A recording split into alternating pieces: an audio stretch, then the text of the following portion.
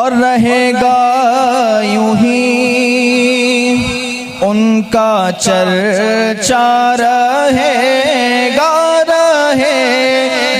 یوں ہی ان کا چرچا رہے گا پڑے خاک ہو جائے جل جانے والے پڑے خاک ہو جائے جل جانے والے میرا دل بھی چمکا دے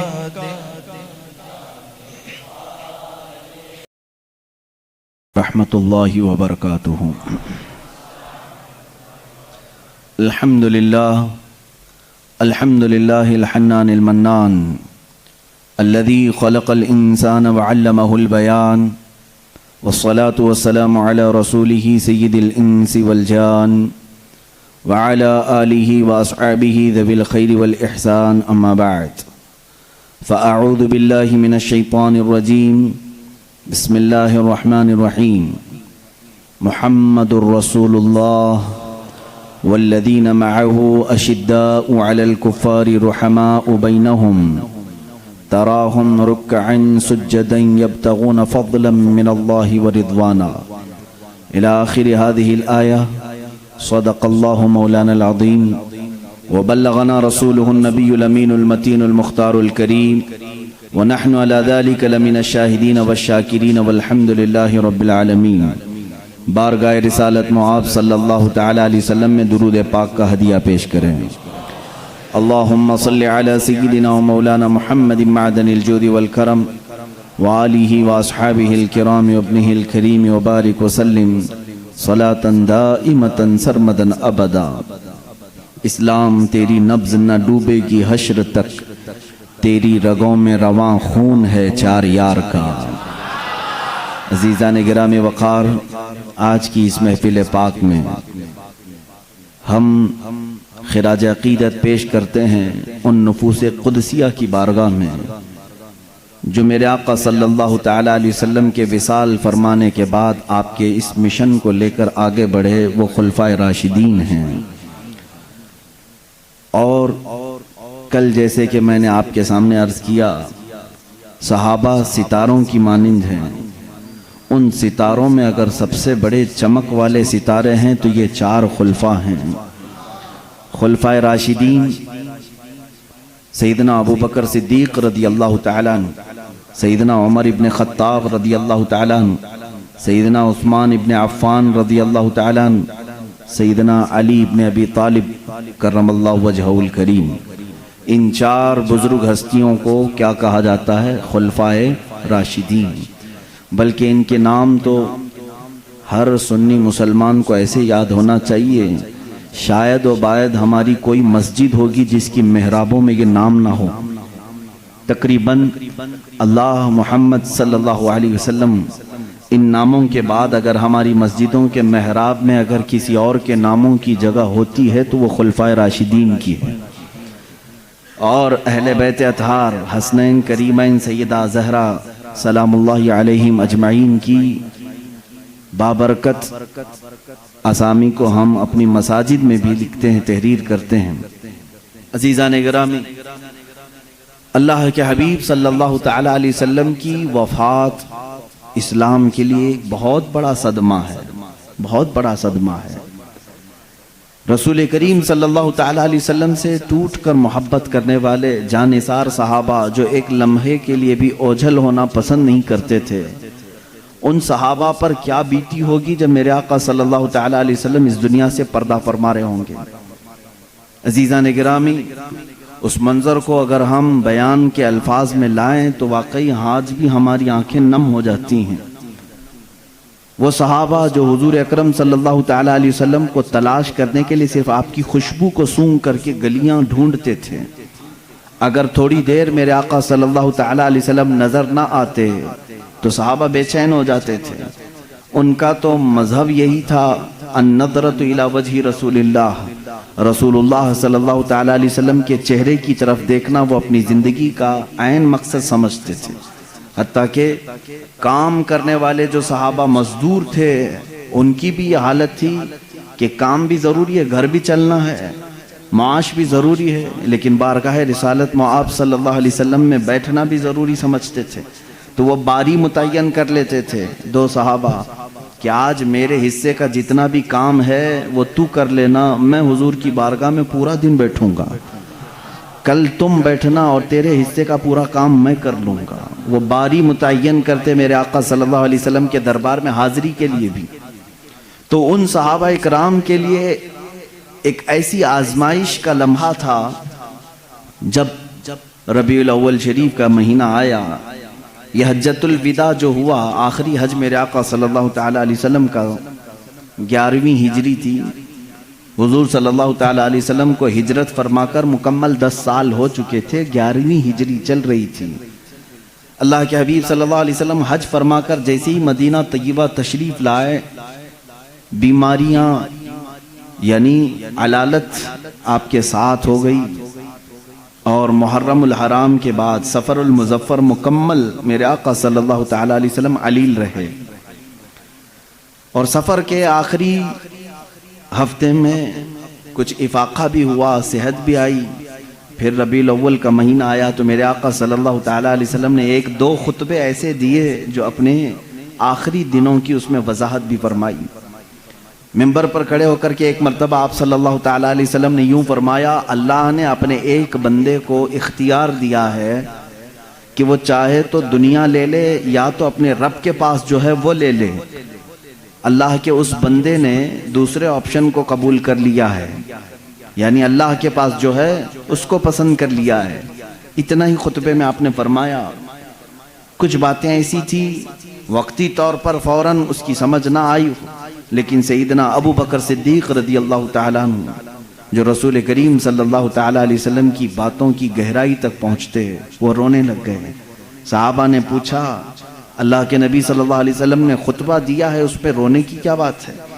کہا صدیق اکبر رضی اللہ تعالیٰ عنہ نے، اللہ کے رسول صلی اللہ تعالیٰ علیہ وسلم نے جس بندے کا ذکر کیا ہے کہ اللہ نے اسے اختیار دیا ہے، آپشن دیا ہے، چاہے تو دنیا لے لے چاہے تو اللہ کے پاس جو ہے وہ لے لے، جس بندے کے بارے میں حضور ذکر کر رہے تھے وہ بندہ کوئی اور نہیں، وہ خود حضور ہیں۔ صدیق اکبر نے کہا صحابہ سے کہ اللہ نے اپنے حبیب صلی اللہ علیہ وسلم کو اختیار دیا ہے، چاہے تو آپ سالوں سال کی زندگی لے لیں یا تو پھر اللہ رب العزت کی بارگاہ میں پہنچیں۔ رسول کریم صلی اللہ علیہ وسلم نے دنیا کو ترک کرنے کا فیصلہ کر لیا ہے اور اپنے رب ذوالجلال کی بارگاہ میں جانے کا ارادہ کر لیا ہے۔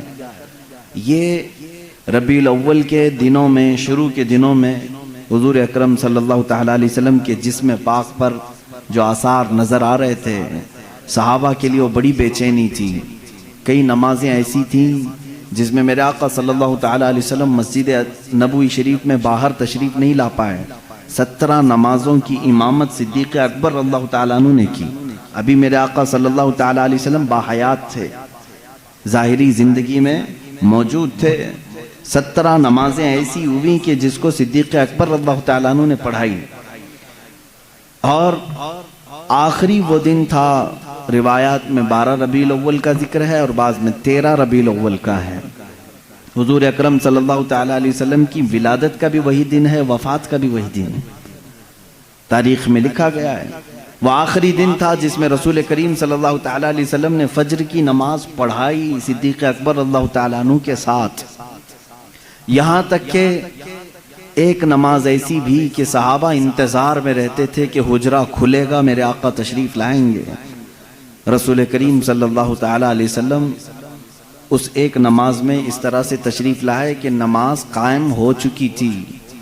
حضرت ابوبکر صدیق رضی اللہ تعالیٰ عنہ مصلی پر آگے بڑھ چکے تھے، اقامت بولی جا چکی تھی، دروازہ کھلا، حضور اکرم صلی اللہ تعالیٰ علیہ وسلم کا چہرہ جمال جہاں آرا جیسے ہی صحابہ نے دیکھا، سب نماز میں قبلے کی بجائے حضور کی طرف متوجہ ہو گئے۔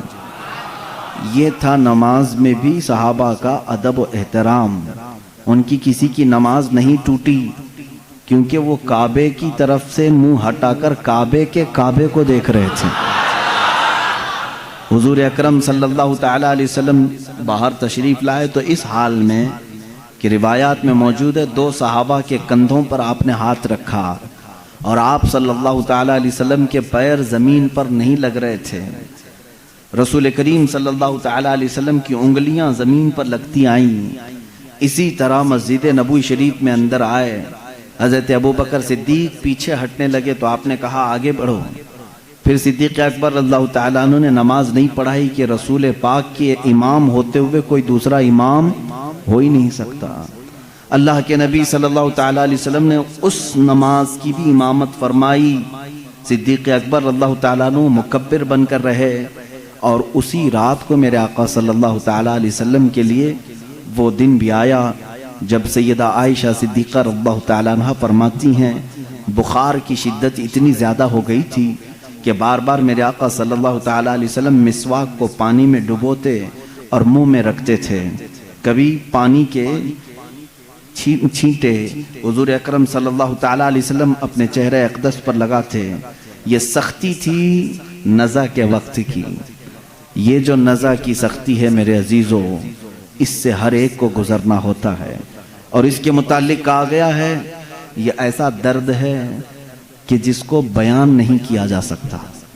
وہ کیسی تکلیف ہوتی ہے ظاہر سی بات ہے جس کو یہ تکلیف ہوئی اس کے بعد وہ دوبارہ واپس زندگی میں آیا نہیں بیان کرنے کے لیے. جس کو بھی نزع کی حالت آئی پھر اس کے بعد وہ موت کی منزلیں طے کرتا ہے. اور ایک روایت یہ ملتی ہے نزع کا وقت ایسا ہوتا ہے اگر محسوس کرنا چاہو تو اتنا سمجھ لو نزع کے عالم میں اگر اس بندے کے جسم پر ایک مکھی بیٹھ جائے تو اسے ایسا لگتا ہے کہ پہاڑ بیٹھا ہے. وہ مکھی کا وزن بھی برداشت نہیں کر پاتا اور اگر ایک قطرہ پانی اس کے حلق میں اتارا جائے تو اسے ایسا لگتا ہے ایک ندی میں نے پی لیا. اس کے لیے ایک قطرہ پانی ایک ندی پانی کے برابر لگنے لگتا ہے. شدت کی پیاس حلق میں کانٹے چبھ رہے ہوتے ہیں اور روح نکلنے کا جو درد ہوتا ہے یہ عام لوگوں کی بات میں کر رہا ہوں. ایک ایک ناخن سے ایک ایک جوڑ سے جب روح کھینچی جا رہی ہوتی ہے اور اخیر تک کھینچی جاتی ہے ناک تک روح کو لایا جاتا ہے. اس کے بعد ملک الموت اس روح کو قبض کر کے لے جاتے ہیں.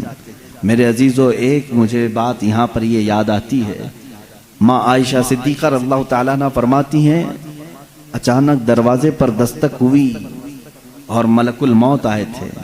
اجازت طلب کر رہے تھے کہ یا رسول اللہ صلی اللہ علیہ وسلم کیا میں اندر آ سکتا ہوں؟ حضور اکرم صلی اللہ علیہ وسلم نے فرمایا عائشہ یہ فرشتہ کسی کی بھی روح نکالنے کے لیے اجازت نہیں لیتا. یہ مجھ سے اجازت لیا ہے اور اس کے بعد اب کبھی کسی سے اجازت نہیں لے گا. ملک الموت کو بھی یہ حکم تھا اللہ کی طرف سے نبی اگر اجازت دیں تو روح قبض کرنا. پھر وہ کیسے لوگ ہیں جو کہتے ہیں کہ محمد صلی اللہ علیہ وسلم مالک و مختار نہیں تھے؟ مالک و مختار نہیں تھے. یہاں تو روح نکالنے کے لیے بھی اللہ نے پابند کیا ہے ملک الموت کو. جو فرشتہ کسی سے نہیں پوچھتا وہ رسول سے پوچھ کر کے حجرے میں آ رہا ہے. اور اس وقت جو مکالمہ ہوا بعض بزرگوں نے فرمایا ہے کہ رسول کریم صلی اللہ تعالیٰ علیہ وسلم نے اس وقت کیا بیان فرمایا جانتے ہیں آپ؟ اے مسلمانوں ذرا اپنے ہوش و حواس کو سنبھالو اور میری اس بات کو توجہ سے سننا. اگر اپنے نبی سے محبت کرتے ہو میرے آقا صلی اللہ تعالیٰ علیہ وسلم سے تم گہری الفت رکھتے ہو تو اس جملے کو سنو. ہماری اور آپ کی بھی موت آئے گی اور ہم اپنے سامنے مرنے والے بہت سارے لوگوں کو دیکھتے بھی ہیں لیکن جب دنیا سے کسی کی موت کا وقت قریب آتا ہے تو ہم نے دیکھا وہ اپنے آپ کو نہیں پہچان پاتا. اسے خود اپنا نام یاد نہیں رہتا. ماں باپ بھائی بہن رشتہ دار بھی اگر قریب ہوں تو پہچان نہیں پاتا کون ہے. نزع کی شدت ایسی ہوتی ہے اپنوں کو بندہ نہیں پہچان پاتا نزع کے وقت. مگر قربان جاؤ اس تاجدار دو عالم صلی اللہ علیہ وسلم کی ذات پر. ملک الموت آئے ہیں اور نزع کی حالت ہے. اس وقت کیا پوچھا جانتے ہیں آپ؟ رسول کرام وقار صلی اللہ تعالی علیہ وسلم نے ان سے یہ کہا اے اسرائیل یہ جو نزع کا درد ہے کیا یہ درد میری امت کو بھی دیا جائے گا؟ کیا اس درد سے میری امت کو بھی گزارا جائے گا؟ اندازہ کرو میرے عزیز ہو. اسی لیے ہمارے امام نے یہ کہا جو نہ بھولا ہم غریبوں کو رضا جو نہ بھولا ہم غریبوں کو رضا، یاد اس کی اپنی عادت کیجیے۔ ہم غریبوں کے آقا پہ بے حد درود، ہم فقیروں کی ثروت پہ لاکھوں سلام۔ عزیزان گرامی وقار، اس رسول کریم صلی اللہ تعالیٰ علیہ وسلم نے اس موقع پر بھی اگر کسی کو یاد کیا ہے تو ہم جیسوں کو یاد کیا ہے، اپنی غریب بھولی بھالی امت کو یاد کیا ہے۔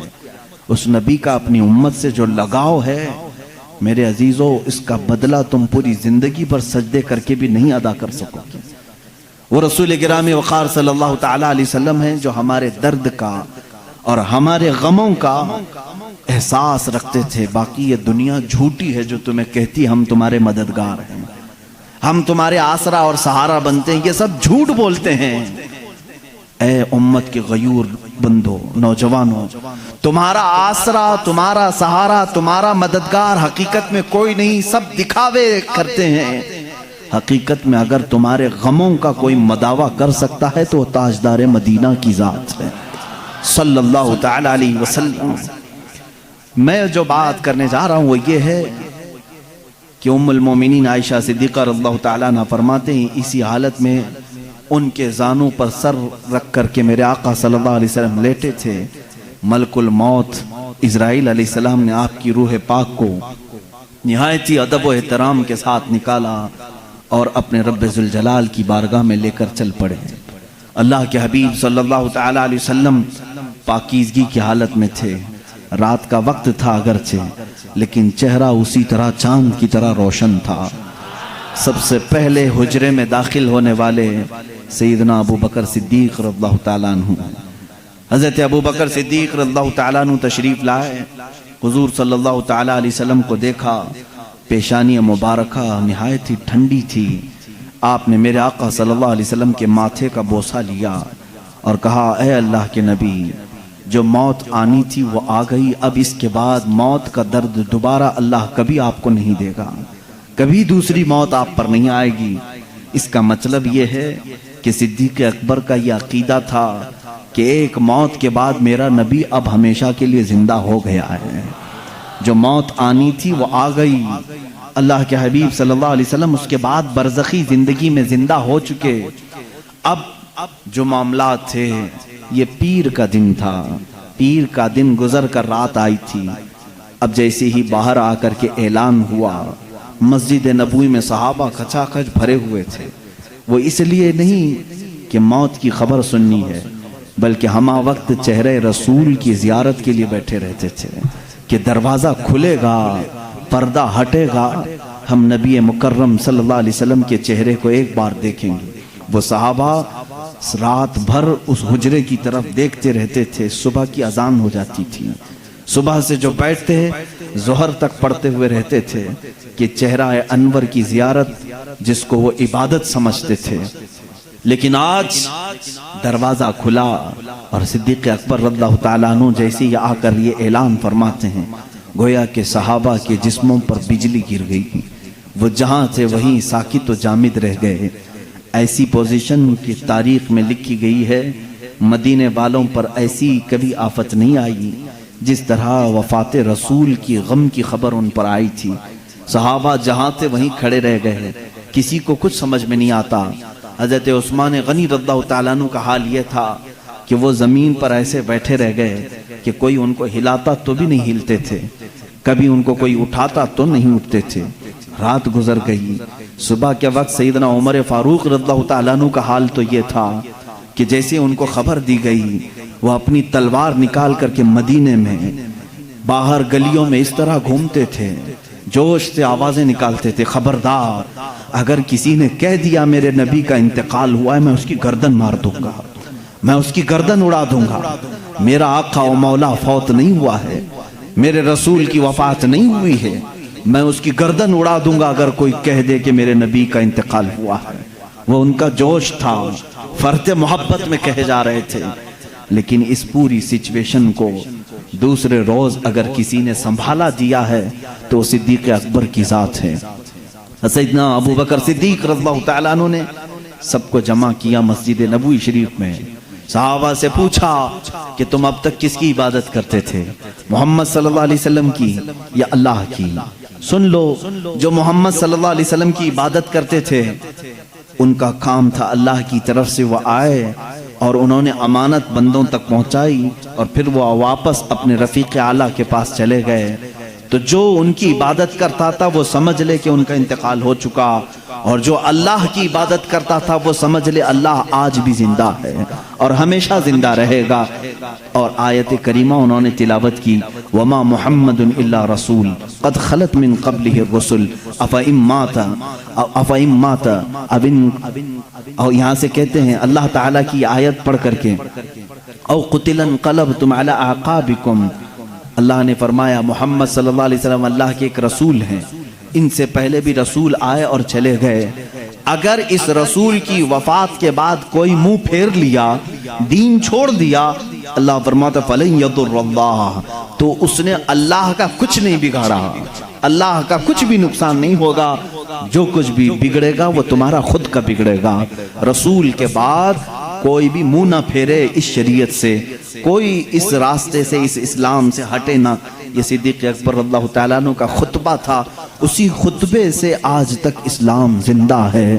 میرے عزیزو، اسی لیے اسلام شخصیتوں سے نہیں چلتا ہے. آج میں تمہارے سامنے بیٹھا ہوں، اس مسجد کا مصلی میری ذات سے وابستہ نہیں ہے. مجھ جیسے 1000 امام آئیں گے، 1000 مقرر آئیں گے، 1000 علماء آئیں گے، لیکن دین پھلتا ہے، پھولتا ہے. رب تعالیٰ اس شجر کو صبح قیامت تک قائم و دائم رکھے گا. اس چراغ کو ہزاروں پھونکنے والے بھی آئیں گے، مگر اللہ اس چراغ کے نور کو صبح قیامت تک زندہ رکھے گا. اس لیے کہ اس اسلام کی پوری ذات کو اللہ رب العزت نے کسی ایک شخص سے نہیں رکھا، بلکہ اس کی حفاظت خود اللہ نے اپنے ذمہ کرم پر رکھی ہے. عزیزان گرامی، یہاں سے اب میرے آقا صلی اللہ تعالیٰ علیہ وسلم کی تدفین کا معاملہ آیا. بدھ کے دن اللہ کے حبیب صلی اللہ علیہ وسلم کی تدفین عمل میں آئی. اس میں بھی بڑے معاملات ہوئے. صحابہ کرام رضوان اللہ تعالیٰ علیہ مجمعین کے آپسی جو معاملات ہیں میں یہاں سے اب ذکر کرنا شروع کروں گا. آج ہوش و حواس سنبھال کر کے آپ غور سے ان باتوں کو سنیں کہ ہمارا سچا اور ستھرا عقیدہ کیا ہونا چاہیے. صحابہ کے متعلق، اہل بیت کے متعلق اور اسلام کے متعلق صحیح عقیدہ کیا ہے. صحابہ انسان تھے. رسول کریم صلی اللہ تعالیٰ علیہ وسلم کے جانثار صحابہ وہ جتنے بھی اعلیٰ تھے، پرہیزگار تھے، بڑے مقامات پر تھے، لیکن تھے کیا؟ انسان. انسانی تقاضا ہے کہ کچھ معاملات میں اختلافات ہوتے رہتے ہیں. حضور صلی اللہ تعالیٰ علیہ وسلم کی سب سے پہلی بات آئی غسل کے لیے. حضور اکرم صلی اللہ تعالیٰ علیہ وسلم کا غسل دیا جائے کہ نہیں دیا جائے. صحابہ ابھی اس بات میں ڈسکس کر رہے تھے. بعض نے کہا ہم نے آج تک میرے آقا صلی اللہ تعالیٰ علیہ وسلم کے لباس کو اترتے ہوئے نہیں دیکھا، ہم میں سے کون ہے جو آپ کا لباس اتارے گا. صحابہ اکرام رضوان اللہ تعالیٰ علیہ مجمعین نے، بعض نے کہا نہیں، ہر ایک کو غسل دینے کا حکم خود میرے آقا صلی اللہ علیہ وسلم نے فرمایا، ہم کیوں نہ دیں. اسی اثنا میں بیر غرس کا پانی لایا بھی گیا، اور روایات یہ بتاتی ہیں کہ تھوڑی دیر کے لیے صحابہ کو غشی طاری ہوئی. غشی کا مطلب سمجھتے ہیں کہ جیسے بے ہوشی آتی ہے یا جھانپ جس کو کہتے ہیں، نیند آنے سے پہلے جھٹکے لگتے ہیں. جو صحابہ حجرہ رسول میں تھے انہیں جھانپ لگی یا اونگ آئی، غشی طاری ہوئی تھوڑی دیر کے لیے، اور جیسے ہی ان کی آنکھیں کھلی انہوں نے دیکھا رسول کریم صلی اللہ تعالیٰ علیہ وسلم کو مکمل غسل دیا جا چکا تھا. یہ تاریخ میں کہیں نہیں ہے کہ کس نے غسل دیا ہے. اللہ کے حبیب صلی اللہ تعالیٰ علیہ وسلم غسل دے کر کے آرام فرما تھے. یہ منظر ہونے کے بعد صحابہ نے کہا آپس کا اختلاف ہی ختم ہو گیا، دفن کہاں کریں. دفن کے لیے صحابہ میں پھر باتیں آئی. بعض نے کہا ان کو اپنے آبائی وطن لے کر کے جاتے ہیں مکہ مکرمہ، اور وہ خانہ کعبہ ہے، وہاں پر میرے آقا صلی اللہ تعالیٰ علیہ وسلم کو دفن کیا جائے گا. تو بعض صحابہ نے کہا نہیں، حضور صلی اللہ علیہ وسلم کو بیت المقدس لے جاتے ہیں. بیت المقدس مسجد اقصیٰ، اس لیے کہ کثرت سے نبیوں کی قبریں وہیں پر ہیں. ایک روایت کے مطابق تقریباً 30,000 انبیاء اکرام بیت المقدس کے ارد گرد دفن ہیں. کہا انبیاء اکرام آپس میں بھائی ہیں، حضور صلی اللہ تعالیٰ علیہ وسلم کو ان کے بھائیوں کے ہاں دفن کرنے کے لیے ہم لے چلیں گے. 2 جماعتیں ہو گئی. تیسری جماعت صحابہ کی ایک یہ ہے جنہوں نے حدیث رسول ذکر کیا، وہ ان کے رائے تھی، ان کے مشورے تھے، لیکن ایک صحابی نے حضور صلی اللہ علیہ وسلم کی حدیث بیان کی، کہا میں نے میرے آقا صلی اللہ علیہ وسلم سے سنا ہے ہر نبی وہاں دفن ہوتا ہے جہاں اس کی روح قبض کی جاتی ہے۔ معاملہ ہی ختم ہو گیا، اختلاف ہی ختم ہو گیا۔ حضور صلی اللہ علیہ وسلم نے فرمایا ہر نبی کو اسی زمین پر دفن کیا جاتا ہے جس زمین میں ان کی روح قبض ہوئی۔ آخری وقت وہ کہاں لیٹے تھے؟ تو سب کا اتفاق ہو گیا وہ حجرہ عائشہ صدیقہ میں لیٹے ہوئے تھے۔ یہ آخری دن تھا میرے آقا صلی اللہ علیہ وسلم کا جس حجرے میں آپ آرام فرماتے، وہ سیدہ عائشہ صدیقہ کا حجرہ تھا۔ حضور صلی اللہ علیہ وسلم نے اپنی ساری بیویوں کے لیے ایک ایک حجرہ بنایا تھا، ایک ایک کمرہ۔ آخر زمانے میں حضور صلی اللہ علیہ وسلم حضرت عائشہ کے حجرے میں لیٹا کرتے تھے۔ حضرت عائشہ صدیقہ رضی اللہ تعالیٰ عنہ سے آپ کو کافی انسیت تھی، محبت تھی، اور ساری ازواج مطہرات نے اپنی باری ان کے لیے قربان بھی کر دی تھی۔ حضرت عائشہ صدیقہ رضی اللہ تعالیٰ عنہ کے ہاں حضور صلی اللہ علیہ وسلم خوشی محسوس کرتے تھے۔ تو آخری وقت آپ کہاں لیٹے تھے؟ حجرہ عائشہ میں۔ تو یہاں آپ کی روح قبض ہوئی تو صحابہ نے یہ طے کیا کہ اسی حجرے میں آپ کا مدفن بھی ہوگا، تدفین یہی ہوگی۔ حضور صلی اللہ تعالیٰ علیہ وسلم کی قبر انور وہی بنائی گئی۔ اب یہاں پر تدفین کے بعد آپ کو معلوم ہے یہ حجرہ یوں ہی نہیں کہ اتفاق سے ایسی ہی جگہ کھود دی گئی اور دفن کیا گیا، بلکہ یہ تو ازل سے لکھا ہوا ہے، ازل سے لکھا ہوا ہے۔ علماء اور محدثین نے فرمایا جو ٹکڑا میرے آقا صلی اللہ علیہ وسلم کے جسم ناز سے لگا ہوا ہے زمین کا، جہاں میرے آقا صلی اللہ علیہ وسلم کی قبر اطہر بنی ہے، اس کے متعلق فرمایا گیا وہ زمین کا اتنا حصہ عرش اعظم سے بھی افضل ہے، عرش اعظم سے بھی افضل ہے۔ اعلیٰ حضرت رضی اللہ تعالیٰ عنہ نے اپنے ایک شعر میں یوں فرمایا ہے کہ خم ہو گئی پشت فلک اس تانے زمین سے، یعنی آسمان اپنی بلندی کے بار بار دعوے کرتے رہتا ہے، آسمان میں بلند ہوں، مجھ میں چاند ہے، مجھ میں ستارے ہیں، مجھ میں سورج ہے۔ تو وہ زمین کو تانے دیتے رہتا تھا، آسمان بار بار تانے دیتا تھا، تو نیچے ہے میں اوپر ہوں، تو نیچے ہے میں اوپر ہوں۔ اعلیٰ حضرت رضی اللہ تعالیٰ عنہ نے اس کو ایک شعر میں لکھ دیا ہے، خم ہو گئی پشت فلک اس تانے زمین سے۔ آسمان کی پشت مطلب پیٹ ٹیڑھی ہو گئی، ایک ہی بار زمین نے تانا دے دیا۔ خم ہو گئی پشت فلک اس تانے زمین سے، سن ہمارا ہم پر وہ سرور اعلیٰ ہے، یہ رتبہ ہے ہمارا۔ یعنی تیرے پاس چاند سورج سارے ستارے ہوں گے، لیکن میرے پاس جو دولت ہے وہ کسی کے پاس نہیں، وہ رسول کریم صلی اللہ علیہ وسلم کی ذات اقدس ہے۔ میرے عزیزوں میں یہاں تک کہ معاملہ کیوں عرض کر رہا ہوں، مجھے لمبی تاریخ عرض کرنی ہے۔ حضور صلی اللہ علیہ وسلم کی وفات کے بعد اب جو معاملات آئے وہ یہی کہ آپ صلی اللہ تعالیٰ علیہ وسلم کی اس تخت کو، اس مصلح کو اب کون سنبھالے گا؟ مصلح سے مراد صرف مسجد میں نماز پڑھانا نہیں ہے، بلکہ پوری امت کی امامت کرنی ہے، ان کی دیکھ بھال بھی کرنی ہے، ان کے بچوں کو بھی، ان کی عورتوں کو بھی، رعایا کو بھی، وزیر و سپاہیوں کو بھی، جنگوں کے معاملات بھی، تجارت کے معاملات بھی، غرضے کے ہر معاملے میں امامت کرنی ہے۔ تو ظاہر سی بات ہے کون ہے جو اس رسول کریم صلی اللہ تعالیٰ علیہ وسلم کے سجادے کو سنبھالے گا؟ اب اسی اسنا میں میٹنگیں ہوئی صحابہ اکرام رضوان اللہ تعالیٰ علیہ مجمعین کی۔ میں بہت ڈیپ میں آپ کو نہیں لے جانا چاہتا، اس لیے کہ مسلمان کو اتنے ڈیپ میں جانے کی ضرورت ہی نہیں، کیونکہ شیطان ورغلاتا ہے۔ کیا کیا ہوا تھا یہ باتیں شیعہ بہت بیان کرتے ہیں۔ بنی ساعدہ مدینے میں ایک کٹا تھا جہاں پر ایک میٹنگ جمع ہوئی، جس میں سب سے پہلے میٹنگ جمانے والے حضرت عمر فاروق تھے رضی اللہ تعالیٰ عنہ۔ سیدنا عمر فاروق رضی اللہ تعالیٰ عنہ نے صحابہ کو جمع کر لیا۔ اب انصار اور مہاجرین دو صحابہ کی جماعتیں ہیں نا، جو مدینے والے تھے وہ انصار ہیں، جو ہجرت کر کے آئے تھے وہ مہاجرین ہیں۔ تو مہاجرین صحابہ اس میں سے سب جمع ہوئے، اکثر جو ہجرت کر کے آئے تھے، اور ادھر انصار صحابہ کی الگ میٹنگ ہو رہی تھی۔ حضرت سعد ابن ابی عبادہ رضی اللہ تعالیٰ عنہ، اور اس میں حضرت سعد جو ہے وہ لیڈنگ کر رہے تھے۔ انصار صحابہ کی میٹنگ میں یہ بات ہو رہی تھی کہ مدینہ طیبہ میں حضور صلی اللہ تعالیٰ علیہ وسلم تشریف لائے ہیں، تو لہٰذا آپ کا مصلی، آپ کی خلافت انصار میں سے کوئی سنبھال لے۔ لیکن میرے عزیزوں، ان انصار کی محبت پہ بھی قربان جائیں۔ جگہ ان کی ہے، مدینہ ان کا ہے، مسجد نبوی ان کی زمین پر بنی ہے، سارے مہاجرین کو انہوں نے ہی پناہ دی ہے۔ اب ظاہر سی بات ہے ان کا حق تھا، وہ بول سکتے تھے کہ آگے خلافت انصار میں سے ہوئی ہونی چاہیے۔ حضرت عمر فاروق رضی اللہ تعالیٰ عنہ جانتے تھے قریش کا دماغ کیا ہے، حضور صلی اللہ علیہ وسلم کا جو خاندان ہے وہ قریش ہے، ان کی ذہنیت کیا ہے، ان کا دماغ کیا ہے، وہ اچھی طرح جانتے تھے۔ سب انصار صحابہ کو انہوں نے جمع کیا اور کہا آپ کی فضیلت کے ہم قائل ہیں، لیکن ایک بات یاد رکھ لیں، اگر خلافت رسول اللہ صلی اللہ علیہ وسلم کے خاندان کو چھوڑ کر دوسرے خاندان میں چلی جائے تو پھر معاملات درہم برہم ہو سکتے ہیں، اور حضور صلی اللہ علیہ وسلم کے جو اہل بیت ہیں، جو خاندان والے ہیں، کہیں ان کی ناراضگی کا بھی سبب نہ بنے۔ انصار نے جیسے ہی یہ سنا ساری خلافت سے وہ دستبردار ہو گئے، کہا ہم اس کے ہاتھ پر بیعت کریں گے جو رسول اللہ کے خاندان سے تعلق رکھتا ہے۔ اب اس بات پر اتفاق ہوا تو پوچھا گیا حضور کے خاندان والے قریش کون کون ہیں؟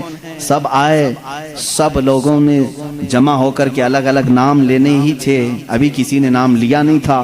سیدنا عمر فاروق رضی اللہ تعالیٰ عنہ آگے بڑھتے ہیں اور کہتے ہیں اے لوگوں، تمہیں معلوم ہے جب رسول کریم صلی اللہ تعالیٰ علیہ وسلم نے نبوت کا اعلان فرمایا تھا تو سب سے پہلے اسلام لانے والوں میں چند لوگوں کے نام ہیں، ان میں سے پہلا ایک نام سیدنا ابو بکر صدیق کا ہے۔ حضور صلی اللہ علیہ وسلم نے خود فرمایا بہت سارے لوگوں نے اسلام قبول کیا لیکن سب نے مجھ سے کچھ نہ کچھ سوال کیا، آپ آخری رسول ہیں کیا علامت ہے، آپ سچے نبی ہیں کیا دلیل ہے، لیکن ایک بندہ ایسا ہے جس نے بغیر دلیل پوچھے ایمان لایا، وہ ابو بکر ہے، وہ ابو بکر صدیق رضی اللہ تعالیٰ عنہ ہیں۔ انہوں نے حضور صلی اللہ علیہ وسلم سے کبھی نہیں پوچھا آپ آخری رسول ہیں کیا ہے آپ کے پاس علامت، بلکہ حضور صلی اللہ علیہ وسلم نے ایک بار صرف ان سے کہا میں اللہ کا نبی ہوں، انہوں نے کہا آمنا وصدقنا یا رسول اللہ، ہم ایمان لائے اور آپ کی تصدیق کرتے ہیں اے اللہ کے رسول۔ حضرت عمر نے ان کی فضیلت میں خطبہ دیا۔ تمہیں معلوم ہے جب رسول کریم صلی اللہ تعالیٰ علیہ وسلم مکہ سے ہجرت کر رہے تھے تو اپنے ساتھ کس کو لیا تھا؟ ابو بکر صدیق رضی اللہ تعالیٰ عنہ کو لیا تھا۔ تمہیں معلوم ہے اپنی زندگی میں جب میرے آقا صلی اللہ علیہ وسلم علالت پر بستر پر تھے اس وقت اپنے مصلے پر کس کو بڑھایا تھا؟ ابو بکر صدیق کو بڑھایا تھا۔ حضرت عمر کہتے ہیں رسول اللہ صلی اللہ علیہ وسلم نے جس کو ہماری نمازوں کا امام پسند کیا ہے، ہم اپنے دنیاوی معاملات میں اس کو کیوں نہ امام تسلیم کریں؟ سب سے پہلے میں صدیق اکبر کے ہاتھ پر بیعت کرتا ہوں۔ حضرت عمر کی بات دیکھ کر سارے صحابہ نے حضرت ابو بکر صدیق کے ہاتھ پر بیعت کیا۔ یہاں سے خلافت کا نظام شروع ہوا، یہ خلافت شروع ہوئی۔ سب سے پہلے خلافت کو بھی بادشاہی نظام پر قائم نہیں کیا گیا، یہ سعودی نظام نہیں ہے، باپ مرے گا تو بیٹا حکومت کرے گا، رشتہ داروں کا نظام نہیں ہے، بلکہ میرے آقا صلی اللہ تعالیٰ علیہ وسلم نے اس سیلیکشن کو امت کے اوپر چھوڑ دیا تھا، ورنہ رسول کریم صلی اللہ تعالیٰ علیہ وسلم اپنی زندگی میں بتا کر کے جاتے میرے بعد فلاں کو ہونا چاہیے۔ یہ معاملات میرے آقا نے کبھی بھی کسی کو نہیں بتائے۔ آج شیعہ کہتے ہیں، رافضی کہتے ہیں حضور صلی اللہ علیہ وسلم نے اپنی زندگی میں حضرت علی کو ہی خلیفہ بنایا تھا، باقی سارے خلیفاؤں نے ان کی خلافت کو غصب کر لیا، چھین لیا تھا، ان کو خلافت نہیں دی۔ یہ پروپیگنڈا پھیلاتے ہیں، کہیں سے بھی ایک دلیل نہیں ملے گی۔ اچھا آپ حضرت علی کو کمزور سمجھتے ہیں؟ وہ حیدر کرار ہے، وہ اسد اللہ ہے، جس کو اللہ کے نبی نے فرمایا اللہ کے شیروں میں سے ایک شیر ہے۔ اگر حضرت علی رضی اللہ تعالیٰ عنہ کو حضور صلی اللہ علیہ وسلم نے بنایا ہوتا تو کیا وہ اپنا حق چھوڑ کر کسی کو دے دیتے؟ وہ سیدنا علی کرم اللہ وجہہ الکریم حق کے لیے جب کھڑے ہوتے تو پھر سامنے کسی کو نہیں دیکھتے تھے، کسی کو نہیں دیکھتے۔ انہیں بھی معلوم تھا کہ خلافت کو رسول کریم صلی اللہ علیہ وسلم نے امت کے اوپر چھوڑا ہے، امت کا سب کا اتفاق ہوا حضرت ابو بکر صدیق رضی اللہ تعالیٰ عنہ کی ذات پر، تو سبوں نے بیعت کی۔ حضرت علی کرم اللہ وجہہ الکریم نے بھی بیعت فرمائی، اگرچہ تھوڑی تاخیر کے بعد، لیکن آپ نے بھی بیعت فرمائی۔ اور حضرت ابو بکر صدیق رضی اللہ تعالیٰ عنہ نے جس کو جو جو کام دیے سبوں نے خوشی خوشی ان کاموں کو انجام بھی دیا۔ یہ دور نہایت ہی سنہرا دور تھا، بہت ہی عظیم دور تھا۔ رسول کریم صلی اللہ تعالیٰ علیہ وسلم کی جتنی سنتیں ہیں، جتنے طریقے تھے، ان سب کو حضرت ابو بکر صدیق نے اپنی خلافت میں استعمال فرمایا۔ حضرت ابو بکر صدیق رضی اللہ تعالیٰ عنہ کا حال تو یہ تھا، خلافت کو سنبھالنے کے بعد جانتے ہیں کپڑوں کی ایک تھیلی اٹھا کر کے بازار میں جانے لگے۔ حضرت عمر نے پوچھا کہاں جا رہے ہیں؟ کہا کپڑے بیچ کر کے گھر تو چلانا ہے، کام کاج کے لیے، کہ میں کچھ کپڑوں کی تجارت کروں اور اپنا گھر بھی سنبھالوں۔ خلافت پر قائم ہونے کے بعد میرے عزیزو اس وقت تک اسلام کافی دور تک پھیل چکا تھا۔ حضرت ابوبکر صدیق رضی اللہ تعالیٰ عنہ خلیفۃ المسلمین منتخب ہو گئے، گلی کے نکڑ کے کارپوریٹر نہیں، وہ خلیفۃ المسلمین ہیں۔ باوجود اس کے تھیلا اٹھا کر کے کپڑے بیچنے کے لیے جا رہے ہیں تو سیدنا عمر فاروق رضی اللہ تعالیٰ عنہ نے انہیں روک لیا۔ سارے صحابہ کو جمع کر کے پھر اتفاق ہوا اس بات پر کہ بیت المال سے خلیفہ کا وظیفہ مقرر کیا جائے، ورنہ پھر خلیفہ بھی اگر دن بھر بازار میں کام کرے تو خلافت کے معاملات کون دیکھے گا؟ تو سب نے سب سے پہلے بیت المال سے وظیفہ مقرر کیا ہر مہینے کا۔ وہ کتنا تھا؟ وہ چند درہم میں تھا، یہاں تک کہ بیت المال سے حضرت ابوبکر صدیق رضی اللہ تعالیٰ عنہ کو ایک اونٹنی ملی تھی، ایک پیالہ ملا تھا، ایک چادر ملی تھی، 3 چیزیں ملی تھی۔ اور وظیفہ جو مقرر ہوا تھا وہ اتنا تھا کہ آپ کے گھر میں چند روٹیاں بن جاتی تھی، بس اس کے علاوہ زیادہ آپ نے نہیں طلب کیا۔ ایک دن آپ کی اہلیہ محترمہ نے آپ سے کہا بھی تھا کہ خلافت کے معاملات میں سر سوکھ جاتا ہے، کبھی کچھ ٹھنڈی میٹھی غذا بھی کھا لیں۔ آپ نے کیا کہا؟ اپنی اہلیہ سے کہا میرے پاس اتنے پیسے کہاں ہیں کہ میں شہد خرید سکوں، گھی خرید سکوں۔ گھی اور شہد خریدنے کے پیسے نہیں خلیفۃ المسلمین کے پاس۔ ان کی اہلیہ نے کہا میرے پاس جمع کیے ہوئے تھوڑے پیسے ہیں، وہ لے جائیے، آپ شہد اور گھی خرید کر کے لائیے۔ کہا تمہارے پاس کہاں سے آئے؟ کہا جو آپ مہینے میں دیتے ہیں گھر کے خرچ کے لیے، اس میں سے تھوڑا تھوڑا بچا کر کے میں نے رکھا ہے، عورتیں تھوڑا تھوڑا بچاتی رہتی ہیں۔ حضرت ابوبکر صدیق رضی اللہ تعالیٰ عنہ نے فرمایا لاؤ اس کو۔ وہ لا کر کے دی، ایک پوری کافی اس میں درہم جمع ہوئے تھے، ہر مہینے شاید تھوڑا تھوڑا تھوڑا وہ جماتی ہوں۔ حضرت ابوبکر صدیق رضی اللہ تعالیٰ عنہ وہ سارے درہم لے جا کر کے بیت المال میں جمع کرتے، اور بیت المال میں صحابہ سے کہا آج سے میرا وظیفہ اتنا کم کر دو، اس لیے کہ یہ میری ضرورت سے زیادہ آ رہا ہے، گھر میں میرے بچ رہا ہے، اس کا مطلب ضرورت سے زیادہ آ رہا ہے، یہ کم کر دیا جائے۔ ماں عائشہ صدیقہ رضی اللہ تعالیٰ عنہ فرماتی ہیں جب حضرت ابوبکر صدیق کی وفات کا وقت قریب آیا تو حضرت عائشہ کو انہوں نے قریب بلایا، کہا اے عائشہ مجھے لگتا ہے کہ میں گھڑی 2 گھڑی کا مہمان ہوں، میرے پاس ایک اونٹنی ہے، ایک چادر ہے جسے میں اوڑھ کے سوتا ہوں، اور وہ برتن جس میں ہم کھانا کھاتے ہیں، یہ تینوں بیت المال کے ہیں، یہ ہمارے گھر کے لیے اس وقت تک جائز ہیں جب تک میں خلیفہ ہوں، جہاں میری روح قبض ہو فوراً یہ تینوں چیزیں بیت المال میں جمع کر دوں۔ حضرت عائشہ رضی اللہ تعالیٰ عنہ فرماتی ہیں جس دن حضرت ابوبکر صدیق کا وصال ہوا اس کی شام ہونے سے پہلے یہ تینوں سامان بیت المال میں جمع ہو چکے تھے۔ حضرت عمر فاروق رضی اللہ تعالیٰ عنہ نے اس دن ایک جملہ کہا تھا اے ابوبکر آپ نے اپنے بعد آنے والوں کو تو تھکا دیا ہے، آپ کے برابر کون ہو پائے گا؟ اتنے سخت طریقے سے آپ خلافت کو لے کر کے چلے کہ اس پر چلنا اب ہر کس و ناقص کا کام نہیں۔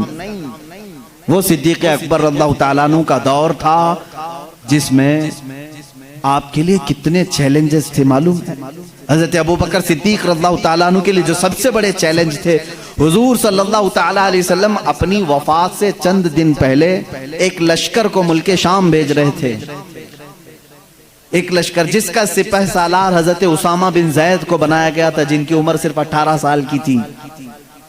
اس لشکر میں تقریباً 10,000 صحابہ تھے جو جا رہے تھے روم کے لیے یا ملک شام کے لیے، وہ نکل رہے تھے۔ وہ مدینے سے تھوڑا باہر نکلے تھے کہ حضور کی وفات کی خبر آ گئی، وہ لشکر واپس آیا مدینے میں۔ اب حضور صلی اللہ تعالیٰ علیہ وسلم کی تدفین بھی ہو گئی، حضرت ابوبکر خلیفہ بن گئے۔ دوسرا چیلنج آپ کے پاس یہ آیا کہ کچھ لوگ زکوٰۃ دینے سے انکار کر گئے، کہا اب ہم حضور صلی اللہ علیہ وسلم کی وفات کے بعد زکوٰۃ نہیں دیں گے۔ مانعین زکوٰۃ کہتے ہیں وہ لوگ اسلام کے ایک بنیاد کو چھوڑ رہے تھے، کہا حضور جب تک تھے ہم اپنے مالوں کی زکوٰۃ نکالتے تھے، اب نبی نہیں ہیں تو اب زکوٰۃ نہیں دیں گے، یعنی وہ اسلام سے برگشتہ ہو گئے، چھوڑ دیے۔ کچھ کافر ہو گئے، ان کا ایک فتنہ بھی اٹھ گیا تھا، مدینے کے آس پاس کے کچھ لوگ۔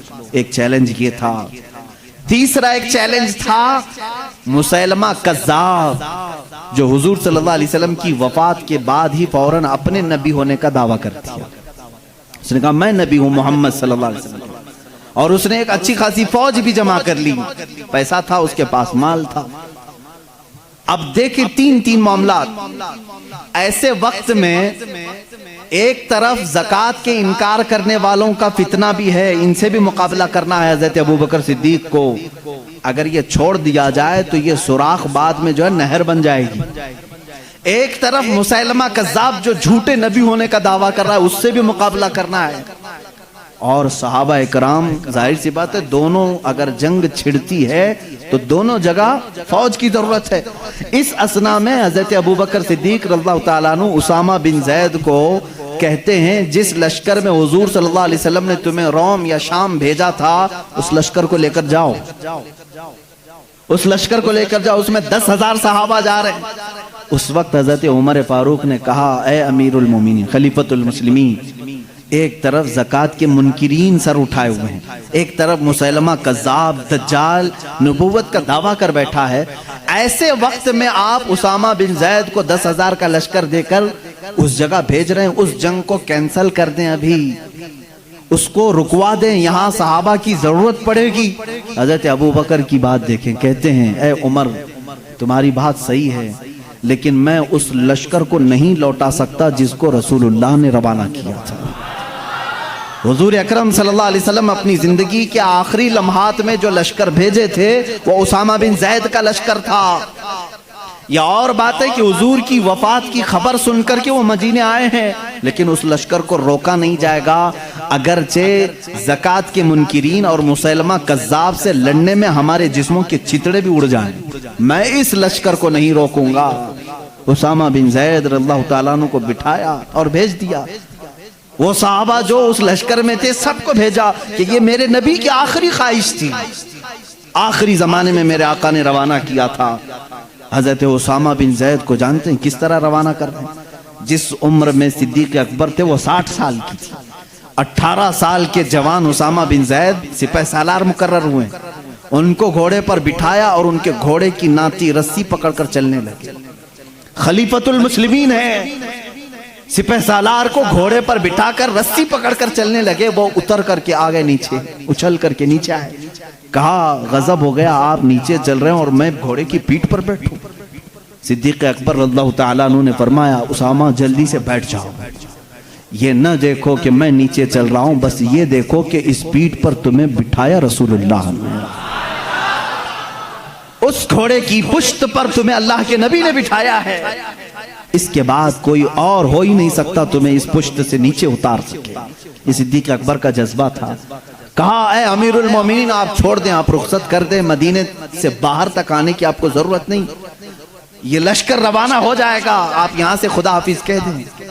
لیکن حضرت ابوبکر صدیق رضی اللہ تعالیٰ عنہ رسی پکڑ کر چلنے لگے۔ کہا اسامہ بن زید خلافت کی ذمہ داری میرے اوپر آ گئی، میں معاملات سنبھالنے میں لگ گیا، خواہش تو میری بھی تھی کہ میں تمہارے ساتھ لشکر میں جاتا، حضور اکرم صلی اللہ علیہ وسلم نے جس لشکر کو روانہ کیا اس میں بھی شامل ہوتا، لیکن میں جا نہیں سکتا خلافت کے معاملات کو لے کر، صرف رسی پکڑ کر کے اس لیے چل رہا ہوں کہ کل بروز قیامت جب اس لشکر کے نام پکارے جائیں تو سپہ سالار کے گھوڑے کی رسی پکڑنے والے میں میرا بھی نام آ جائے گا۔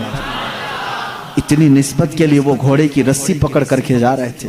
اے میرے عزیزو، رسول کریم صلی اللہ تعالیٰ علیہ وسلم، اللہ کے حبیب صلی اللہ تعالیٰ علیہ وسلم سے جانثاری کا جو جذبہ تھا وہ صدیق اکبر رضی اللہ تعالیٰ عنہ کے جسم اقدس میں بدرز آتم موجود تھا۔ آپ کی خلافت کے پورے معاملات میں بیان نہیں کر سکوں گا، اس لیے کہ آج میں نے چاروں خلفاء کو ذکر کیا ہے۔ ظاہر سی بات ہے آپ جانتے ہیں وقت بہت تیزی سے گزرتا ہے، اور ہم اس سے پہلے ایک ایک خلیفہ کی زندگی پر ایک ایک دن پورا بیان کرتے تھے۔ حضرت ابوبکر صدیق رضی اللہ تعالیٰ عنہ کے روشن فتوحات میں سے یہ ہے، اسامہ بن زید کو بھیجا، یہ بھی فتح پا کر کے واپس لوٹے اور بہت سارا مال غنیمت لے کر کے آئے، اور ایک فوج مسیلمہ کذاب سے لڑنے کے لیے بھیجی مسیلمہ کذاب کو بھی قتل کر کے وہ صحابہ آئے، جھوٹے نبی کو ایک فوج مانعین زکوٰۃ کے پیچھے بھیجی، ان کا بھی خاتمہ کر کے وہ مدینے آئے۔ صرف 1 سال کے اندر صدیق اکبر رضی اللہ تعالیٰ عنہ نے ساری شورشوں کو، سارے فتنوں کو سب ختم کر دیا تھا۔ اس وقت صدیق اکبر کے جذبے کو دیکھنے کا مقام تھا، اس لیے کہ ایمان اتنا مضبوط تھا حضرت ابوبکر کا، وہ اللہ کی ذات پر ایسا توکل کرتے تھے۔ خود بیان کرتے ہیں، میں پہلے کبھی کبھار ڈرتا تھا۔ ایک مرتبہ کی بات ہے، جب غار ثور میں میرے آقا صلی اللہ تعالیٰ علیہ وسلم آرام فرمانے کے لیے اندر آئے، حضور سیدنا صدیق اکبر نے اپنے کپڑے پھاڑ پھاڑ کر کے اس غار کو اندر سے بند کر دیا تھا کہ کوئی کیڑا مکوڑا اندر آ کر کے میرے آقا کو گزن نہ پہنچا سکے، لیکن ایک سانپ آپ کو ڈس کر کے اندر آ گیا، آپ کی ایڑی جہاں لگی تھی ایک سوراخ پر، اس کو ڈس کر کے اندر آیا۔ صدیق اکبر رضی اللہ تعالیٰ عنہ اس پورے واقعے کے گواہ ہیں، آپ خود بیان فرمائے ہیں۔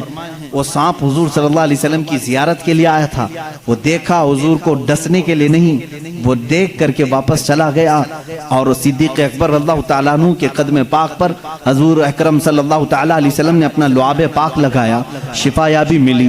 حضرت ابوبکر فرماتے ہیں مجھے زندگی پر احساس ہی نہیں تھا کہ اس پیر میں سانپ نے کاٹا تھا کہ اس پیر میں کاٹا تھا، لیکن خوف کس بات کا تھا، مکہ کے کفار ڈھونڈتے ڈھونڈتے اس غار تک بھی آ گئے تھے، ان کے پیر ہمیں اندر سے نظر آنے لگ گئے۔ میں نے کہا یا رسول اللہ اب کیا ہوگا، اب کیا ہوگا؟ مشرکین مکہ ڈھونڈتے ڈھونڈتے غار کے منہ تک آ گئے تھے۔ وہ 3000 فٹ اونچا، تقریباً 5000 فٹ اونچا پہاڑ ہے۔ کفار مکہ قدموں کے نشانات دیکھے ہوں گے یا جس طرح سے بھی پہنچ گئے۔ حضرت ابوبکر صدیق فرماتے ہیں دل کی دھڑکنیں بڑھ گئی تھی، میں نے صرف اتنا کہا اب کیا ہوگا یا رسول اللہ صلی اللہ تعالیٰ علیہ وسلم۔ اللہ رب العزت نے اس واقعے کو سورہ توبہ میں ذکر فرمایا، اذ اخرجہ الذین کفروا ثانی اثنین اذ ہما فی الغار اذ یقول لصاحبہ لا تحزن ان اللہ معنا۔ یاد کرو اس دن کو جب دو میں سے ایک نے کہا غار میں کہ ہمارے ساتھ کیا ہوگا، تو دوسرے صاحب نے کہا، کس نے؟ اللہ کے رسول نے حضرت ابوبکر صدیق کے سینے پر ہاتھ رکھا، صرف ایک جملہ فرمایا، لا تحزن ان اللہ معنا، گھبرا مت ابوبکر، اللہ ہمارے ساتھ ہے۔ اس جملے کی معنویت اور اس کی تقویت اور اس کی عظمت اتنی بڑی ہے، میں سمجھتا ہوں کہ مسلمان اس ایک جملے سے آسانی سے زندگی گزار سکتا ہے۔ جب کبھی آفت آئے اتنا کہہ دینا، کروڑوں ان کے ساتھ ہوں گے لیکن مولا میرے ساتھ، لا تحزن ان اللہ معنا۔ آج بہت سارے لوگ ہم سے یہ کہتے ہیں حکومت ہمارے پاس نہیں، طاقت ہمارے پاس نہیں، اقتدار ہمارے پاس نہیں، بہت ساری طاقتیں دوسروں کے پاس ہیں، ان کے پاس دجالی نظام ہے، میڈیا ان کے پاس ہے، اخبار ان کے پاس ہیں، قوت ان کے پاس ہے، سیاست ان کے پاس ہے، سارے گرو گھنٹال ان کے پاس ہیں۔ لوگ کہتے ہیں ہمارا کیا ہوگا، میں صرف یہی کہتا ہوں ساری دنیا ان کے ساتھ ہے، اللہ ہمارے ساتھ ہے۔ لا مولا لکم ولا، ہم سب یہی کہیں گے جو جنگ احد میں حضرت عمر نے پکارا تھا، احد کے میدان میں کافروں نے یہ کہا تھا اعلو حبل اعلو عزا اعلو منات، یعنی منات ان کے بت کا نام ہے، حبل ان کے بت کا نام ہے، عزا ان کے بت کا نام ہے۔ وہ نعرے لگا رہے تھے جے ہو فلاں کی، جے ہو فلاں کی، جے ہو فلاں کی۔ حضور صلی اللہ علیہ وسلم نے صرف اتنا کہا عمر ان کا جواب دو، عمر ان کا جواب دو۔ حضرت عمر نے صرف اتنا ایک غار سے پکارا تھا، وہ کفار خوشیاں منا رہے تھے، حضور صلی اللہ علیہ وسلم کے انتقال کے بارے میں افواہ پھیلا چکے تھے، احد میں حضور کو قتل کر دیا گیا، شہید کر دیا گیا ہے، کیونکہ آواز کہیں سے نہیں آ رہی تھی۔ اب بہت ہو گیا تھا، جب وہ بہت ناچنے لگے، حضور پاک صلی اللہ علیہ وسلم نے حضرت عمر سے کہا جواب دو۔ وہ سب کہہ رہے تھے محمد جا چکے، ان کے ساتھی ابو بکر عمر جا چکے۔ حضرت عمر نے احد پہاڑ سے آواز دی، اے کفار اب بھی عمر زندہ ہے، ابو بکر زندہ ہے، محمد صلی اللہ علیہ وسلم زندہ ہے، اور تمہارے سینوں میں گڑتے رہیں گے، تمہاری آنکھوں میں چبھتے رہیں گے۔ اور یوں فرمایا اللہ مولانا ولا مولا لکم، یاد رکھو رکھو ساری دنیا کے بت تمہارے ساتھ ہوں گے، اللہ ہمارا مددگار ہے، تمہارا کوئی مددگار نہیں۔ حسبنا اللہ و نعم الوکیل، نعم المولا و نعم النصیر۔ اے مسلمانوں صرف اتنی بات یاد رکھنا، اللہ ہمارے لیے کافی ہے، کیا ہی بہترین وکیل ہے اور کیا ہی بہترین مددگار ہے۔ حضرت ابو بکر صدیق فرماتے ہیں جب یہ جملہ میرے آقا صلی اللہ علیہ وسلم نے فرمایا، اے ابو بکر نہ گھبرا، اللہ ہمارے ساتھ ہے، صدیق اکبر فرماتے ہیں پھر اس کے بعد زندگی میں نے کبھی کسی بڑی طاقت سے خوف نہیں کھایا۔ حضرت ابو بکر کا ہی وہ معاملہ ہے، یہودیوں کے ایک 50,000 کے مجمع میں 50,000 کا مجمع ہے، سٹیج پر کھڑے ہو کر کے ایک یہودی عالم کہہ رہا تھا مسلمانوں کا خدا غریب ہے اور مسلمانوں سے وہ قرضہ مانگتا ہے۔ قرآن کی ایک آیت کا وہ مذاق اڑا رہا تھا۔ اللہ تعالیٰ نے قرآن میں فرمایا من ذا الذی یقرض اللہ قرضا حسنا، کون ہے جو اللہ کو قرض حسن دے گا؟ یہاں قرض حسن سے مراد تم نیکیاں اللہ کو قرض میں دو، اللہ جنت تمہیں بدلے میں دے گا۔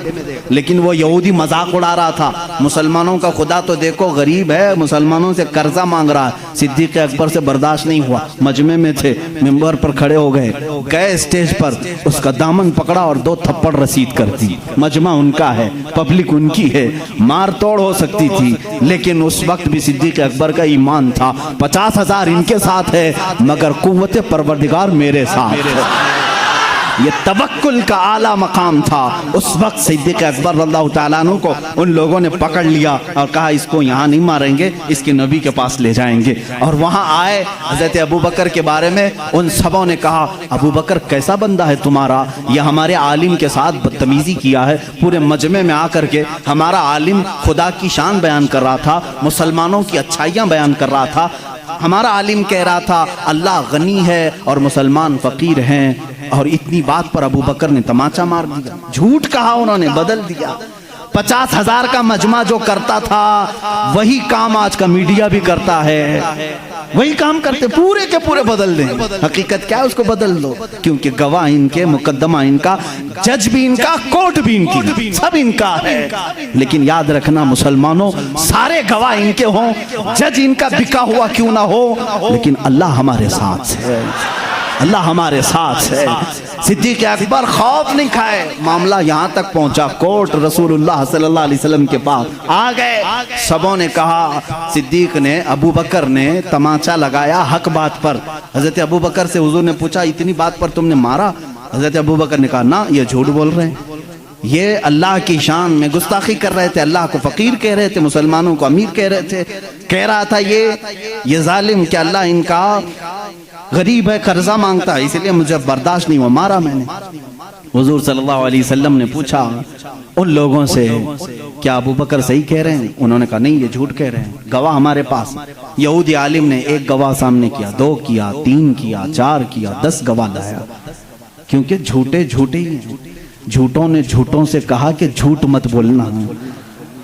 ابھی مرحوم راحت صاحب کا شاید جہاں تک ہے، شعر و شاعری سے میرا زیادہ شغف نہیں ہے، یہ اسی طرح کے یہودی تھے جو یہ کہتے تھے جھوٹوں نے جھوٹوں سے کہا ہے جھوٹ مت بولنا، وہ اسی طرح کا مجمع، سب جمع ہوئے اور گواہی دے رہے ہیں صدیق اکبر کے خلاف۔ حضور صلی اللہ تعالیٰ علیہ وسلم عدل و انصاف کے پیکر تھے۔ آپ صلی اللہ علیہ وسلم نے پوچھا ابو بکر تمہارا بھی کوئی گواہ ہے؟ تم جو بول رہے ہو اس کا بھی کوئی گواہ ہے؟ آپ کا گردن جھک گئی، کہا یا رسول اللہ اس مجمع میں میرے علاوہ کوئی دوسرا تھا نہیں، تھے تو یہی سب، یہ جھوٹ بول رہے ہیں، اب میں کیا کروں؟ عدالت ایویڈنس پر چلتی ہے نا، ثبوت پر چلتی ہے۔ حضور اکرم صلی اللہ علیہ وسلم نے فرمایا ابو بکر تیرا کوئی گواہ نہیں، ان کے پاس اتنے گواہ ہیں۔ ابھی یہ بات چل رہی تھی، جبرائیل امین آیت لے کر کے آ گئے، وہی اترنے کے آثار آئے، رسول کریم صلی اللہ علیہ وسلم کے پاس آیت نازل ہوئی، لقد سمع اللہ قول الذین قالوا ان اللہ فقیر ونحن اغنیاء۔ اے اللہ کے رسول، اللہ گواہی دیتا ہے، یہ سارے یہودی کہہ رہے تھے اللہ فقیر ہے اور مسلمان غنی ہیں۔ صدیق اکبر نے جھوٹ نہیں کہا، ان کی گواہی کے لیے اللہ کافی ہے، اللہ کافی۔ اللہ تعالیٰ کی طرف سے آیت آئی، کیا صدیق کی شان ہے، تم اکیلے ہو مگر گواہی کے لیے رب تمہارے ساتھ ہے، اللہ تمہارے ساتھ۔ مسلمانوں گھبرانا نہ، غم نہ کرو، اگر کسی موقع پر تنہا ہو گئے انتظار کرنا، اگرچہ آج آیتیں نہیں اترتی لیکن مولا کا عذاب تو ضرور آ ہی سکتا ہے۔ بنا لو تم جو کچھ بھی کرنا ہے بنا لو، مسلمانوں کے چہرے کھود ڈالو، مسلمانوں کی گردنیں اکھاڑ دو، مسلمانوں کی عزتوں کے ساتھ کھلواڑ کرو، مسجدوں کو تہس نہس کرو۔ تم کیا سمجھتے ہو زمین تمہارے باپ کی ہے؟ یہ اللہ کی زمین ہے، یہ اللہ کی زمین ہے۔ ان الارض یورثها، اللہ تعالیٰ اپنی زمین کا وارث جسے چاہتا ہے بناتا ہے۔ یہ اور بات ہے کہ ہم آج عمل کے کچے ہو چکے ہیں، ہم نے خود مسجدوں سے منہ موڑ لیا تھا، ہو سکتا ہے ہمارے مولا نے ہم سے مسجدیں لے کر ان کو دی ہوں، مگر میں جانتا ہوں مسجد کی وہ سرزمین تحت الثری سے لے کر عرش اعظم تک مسجد ہی رہے گی، اور رب ذوالجلال کے ہاں فیصلہ تو ہوگا۔ تم اگرچہ عدالتوں کو خرید سکو تو خرید لو، لیکن ایک دن وہ آئے گا جب آواز آئے گی لمن الملک اليوم، آج کی بادشاہت کس کی ہے، آج کی حکومت کس کی ہے؟ پھر جواب بھی آئے گا للہ الواحد القہار، قہر کرنے والے ایک خدا کی آج حکومت ہے۔ آؤ اللہ تعالیٰ اس دن آواز دے گا این الجبابرہ این المتکبرون، کہاں ہے وہ ظالم و جابر، کہاں ہے وہ گھمنڈی لوگ؟ آ جاؤ اللہ کی بارگاہ میں۔ ان کو کہا جائے گا ان کی حیثیت چونٹی کی بناؤ اور ان کو پورے اہل محشر اپنے پیروں سے رون کر کے بتائیں، تاکہ تمہارے تخت کی کوئی حیثیت نہیں۔ حقیقت میں اللہ رب العزت کی شریعت قیامت کے دن نافذ ہوگی۔ ہم تو اس انتظار میں کٹ جائے گی زندگی۔ اب بات مجھے صدیق اکبر کی ذات سے یہ کہنی ہے، میں مسلمانوں کو توکل دینا چاہتا ہوں، یقین دینا چاہتا ہوں، گھبراؤ نہیں۔ ساری چیزیں بھی چھن جائیں تو تمہارے ایمان کو کوئی چھین نہیں سکتا جب تک تم اپنے ہاتھوں سے اسے بیچ نہیں دیتے۔ اللہ رب العزت تمہارا حامی ناصر مددگار ہے۔ اس نے قرآن میں کئی جگہوں پر وعدہ فرمایا کان حقا علینا نصر المؤمنین، اللہ فرماتا میں نے اپنے اوپر لازم کر لیا ہے، مدد کروں گا تو مومنین کی مدد کروں گا، مدد کروں گا تو مومنین کی مدد کروں گا۔ میرے عزیزو آج بھی مدد ہی تو ہے، مدد ہی تو ہے۔ الحمدللہ ہم تعداد میں اگرچہ تھوڑے ہیں لیکن ہماری حیثیت ایسی ہے 32 دانتوں کے بیچ میں ایک زبان کبھی کسی دانت سے دبتی بھی نہیں ہے، کٹتی بھی نہیں ہے۔ اللہ بس ایسے ہی اس زبان کی حفاظت فرمائے۔ صدیق اکبر رضی اللہ تعالیٰ عنہ کے ایمان کا معاملہ تو یہ تھا، حضور صلی اللہ علیہ وسلم کے بعد وہ کسی کو بھی عزیز نہیں رکھتے، حضور سب سے اول درجے پر، حتیٰ کہ اپنی بیٹی سیدہ عائشہ صدیقہ رضی اللہ تعالیٰ عنہ، ایک بار حضور صلی اللہ تعالیٰ علیہ وسلم ان کے ساتھ بیٹھے حجرے میں، بات تیزی سے ہو رہی تھی، صدیق اکبر داخل ہو گئے اور ہاتھ تک اٹھا دیا، حضرت عائشہ صدیقہ سے کہا خبردار تجھے معلوم ہے تم کس سے بات کر رہی ہو؟ شوہر ہیں لیکن اللہ کے رسول ہیں۔ حضور صلی اللہ علیہ وسلم نے حضرت ابوبکر کو روک لیا، یہ ہمارا معاملہ ہے، یہ ہمارا معاملہ ہے۔ حضرت ابوبکر صدیق چلے آئے۔ حضرت عائشہ فرماتی ہیں کہ صدیق اکبر رضی اللہ تعالیٰ عنہ کبھی کسی چیز کو پسند نہیں کرتے جو حضور کی رضا کے خلاف۔ جب سیدہ عائشہ صدیقہ پر الزام لگایا تھا کچھ منافقین نے، تہمت لگائی تھی، حضور اکرم صلی اللہ علیہ وسلم نے حضرت عائشہ سے کہا تم اپنے ماں باپ کے گھر میں رہو جب تک یہ معاملہ کلیئر نہ ہو جائے۔ 1 مہینے تک حضرت عائشہ حضرت ابوبکر کے گھر میں تھی۔ وہ کہتی ہیں حضور صلی اللہ علیہ وسلم میرے پاس نہیں آتے، اتنے دنوں تک حضرت ابوبکر نے بھی میرے سے بات نہیں کی۔ یہ نہیں کہ بیٹی ہے بلکہ رسول اللہ کا جو نظام ہے وہ میرے گھر میں بھی چلے۔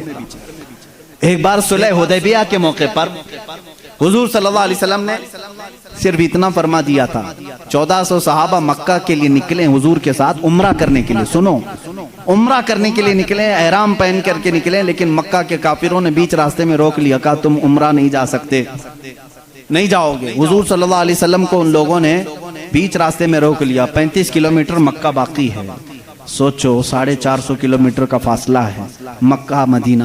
مدینے سے جو چل کر کے صحابہ آئے ہوں تقریباً 400 کلومیٹر چلے ہوں، اور ان کو قریب مکہ کے آ کر کے کہہ دیا جائے اب تم نہیں جا سکتے، عمرہ نہیں کر سکتے، ان کی حالت کیا ہونی چاہیے؟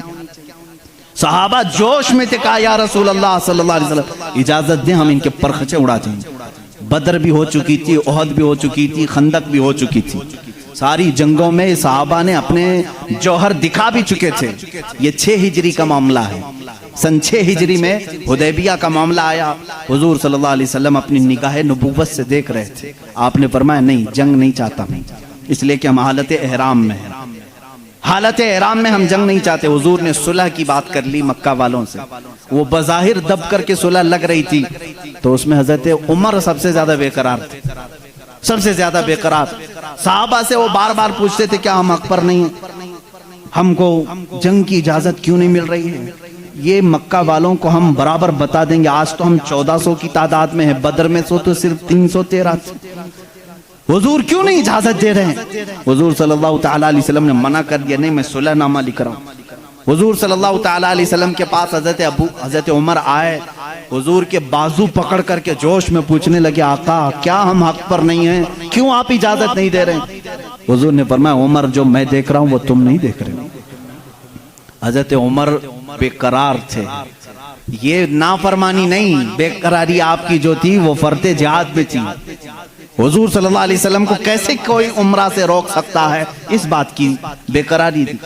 حضرت عمر نے یہ سوچا کہ ابو بکر کو منا لوں, ابو بکر مان گئے تو رسول اللہ کو بھی یہ منا لیں گے. حضرت ابو بکر کے پاس آئے, صدیق اکبر رضی اللہ تعالیٰ عنہ کو انہوں نے زور سے کہا اے ابو بکر آپ نہیں دیکھ رہے ہیں ہم 1400 کی تعداد میں اور رسول اللہ صلی اللہ علیہ وسلم صلح لکھ رہے ہیں مکہ والوں کے ساتھ صلح, وہ بھی ایسی صلح کہ ہماری اس میں عزت نہیں ہے. مکہ والے ایسی صلح لکھا رہے تھے کہ جس میں ان کے ہی فائدے تھے, مدینے والوں کے فائدے نہیں تھے.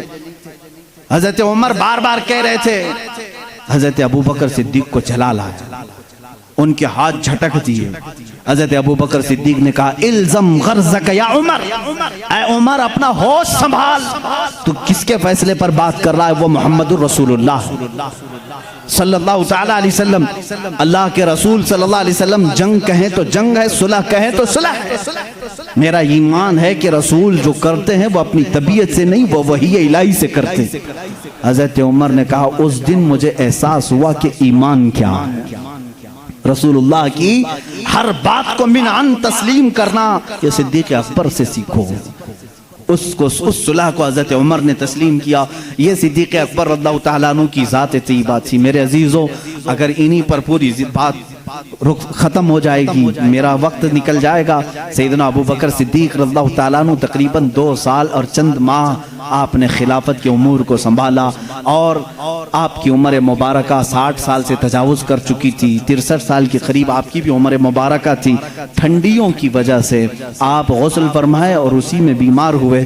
جمادی الاخر کا مہینہ تھا, جمادی الاخر کی 18 تاریخ تھی جب سیدنا ابو بکر صدیق رضی اللہ تعالیٰ عنہ اپنے چند صحابہ کو جمع کیا اور کیا وصیت کی جانتے ہیں کہ یہ میرا آخری وقت ہے, میں خلافت کو 6 صحابہ کے حوالے کر کے جا رہا ہوں جو عشرہ مبشرہ میں سے تھے. حضرت عثمان تھے, حضرت علی تھے, حضرت عمر تھے, حضرت طلحہ تھے, حضرت عبد الرحمن بن عوف تھے, یہ صحابہ سعد رضی اللہ تعالیٰ عنہ تھے. یہ صحابہ کے حوالے کر کے جاتے ہیں, یہ آپس میں جس کو خلیفہ بنائے اے مسلمانوں تم اس کو خلیفہ مان لینا. دیکھیں خلافت کے معاملات کیسے چل رہے ہیں, وہ میں آپ کو ڈیٹیل میں لے جا رہا ہوں. یہ 18 جمادی الاخر کی تاریخ تھی جب حضرت ابو بکر صدیق رضی اللہ تعالیٰ عنہ اپنے گھر والوں کے ساتھ بیٹھے آخری وصیت یہ کرتے ہیں میرا انتقال ہو جائے, مجھے غسل دیا جائے, کفن دیا جائے, تو دفن کرنے سے پہلے میرے جنازے کو رسول کریم صلی اللہ علیہ وسلم کے حجرے کے سامنے لا کر رکھنا. حضور صلی اللہ علیہ وسلم کا مزار اقدس کہاں تھا؟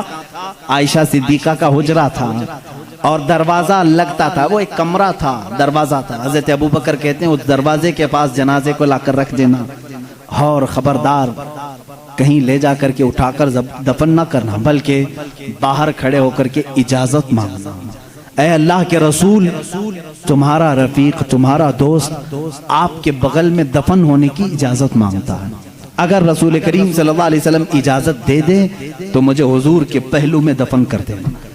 یہ ہو سکتا ہے میرے عزیزوں, اس بات کو شاید وہابی سن رہے ہوں گے تو تڑپ جانا چاہیے کہ صدیق اکبر نے یہ نہیں کہا, صحابہ نے بھی یہ نہیں پوچھا اجازت, قبر والے سے کیسے اجازت؟ وہ رسول پاک قبر میں ہے اور کہنے والا کوئی عام آدمی نہیں, ابو بکر صدیق ہے, خلیفۃ المسلمین ہیں رضی اللہ عنہ.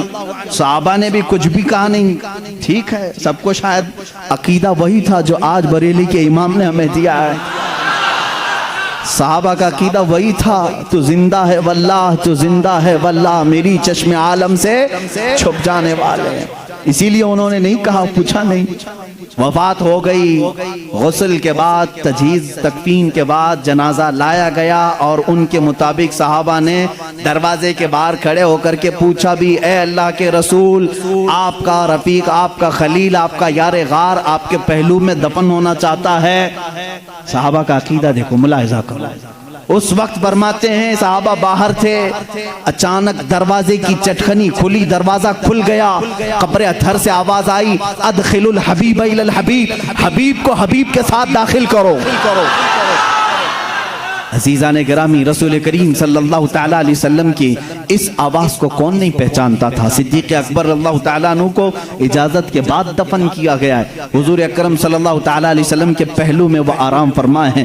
صدیق اکبر کی کیا ذات ہے میرے عزیزو، دنیا میں تھے تو رسول کے ساتھ رہے، قبر میں ہیں تو رسول کے ساتھ ہیں۔ میرے آقا نے فرمایا قیامت کی سور پھونکنے کے بعد دنیا کی سرزمین سے سب سے پہلے اٹھنے والا میں ہوں گا، دوسرے نمبر پر ابو بکر صدیق ہوں گے، تیسرے حضرت عمر ہوں گے۔ حضور خود فرماتے ہیں، اے لوگوں تمہیں معلوم ہے محشر کے میدان میں میں کس طرح سے آؤں گا؟ میرے آقا فرماتے ہیں میں اپنی قبر سے اٹھوں گا، ابو بکر و عمر اٹھیں گے، میں دونوں کے ہاتھوں پر دونوں کے کندھوں پر اپنا ہاتھ رکھ کر کے میدان محشر میں آؤں گا۔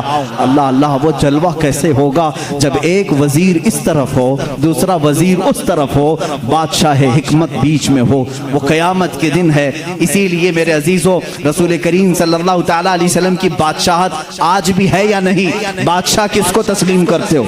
بادشاہ کس کو مانتے ہو؟ رسول کریم صلی اللہ علیہ وسلم کو۔ ایک محقق نے بڑے اچھے انداز میں مجھ سے ایک بات کہی تھی کہ دنیا کا نظام ہے کہ جب بادشاہ کرسی پہ ہوتا ہے تو وزیر اس کے پہلو میں ہوتے ہیں، وزیر ادھر ہے، ادھر کوئی وزیر بیٹھا ہے۔ بادشاہ جب اٹھ کے چلا گیا تو وزیر بھی چلے جاتے ہیں، وزیروں کی کرسیاں بھی خالی ہوتی۔ بادشاہ جب تک بیٹھا ہے وزیر بھی بیٹھے ہوئے ہیں، جب تک بادشاہ کرسی پر ہے وزیر بھی ہیں۔ وزیروں کا اگل بغل ہونا بھی اس بات کی علامت ہے کہ نظام سلطنت چل رہا ہے، نظام سلطنت چل رہا ہے۔ اے لوگو، تم کس خام خیالی میں ہو؟ کیوں کسی کی جے وجے پکارتے ہو؟ کیوں کسی کو بادشاہ تسلیم کرتے ہو؟ اللہ کے حبیب محمد الرسول اللہ صلی اللہ علیہ وسلم دنیا میں جب تھے تب وہ شاہ تھے، وہ بادشاہ تھے۔ اپنی قبر اطہر میں جب گئے تو ایک پہلو میں صدیق اکبر لیٹے ہیں اور آگے کے پہلو میں عمر فاروق لیٹے ہیں۔ یہ اس بات کی علامت ہے وزیر اب بھی اگل بغل ہیں اور بادشاہ اپنی کرسی بادشاہت پر قائم ہے۔ وہ زندہ ہے واللہ، تو زندہ ہے واللہ، میری چشم عالم سے چھپ جانے والے۔ جب تک یہ قبروں کا منظر قائم رہے گا سمجھنا رسول اللہ کی بادشاہت قائم رہے گی۔ آئی نئی حکومت، سکہ نیا چلے گا، عالم میں رنگ بدلا، صبح شب ولادت بجھ گئی جس کے آگے سبھی مشعلیں، شمع وہ لے کر آیا ہمارا نبی۔ میرے عزیزو، اس نبی کا دور ختم نہیں ہوا، اس نبی کا دور اب بھی باقی ہے، اس نبی کا دور اب بھی باقی ہے۔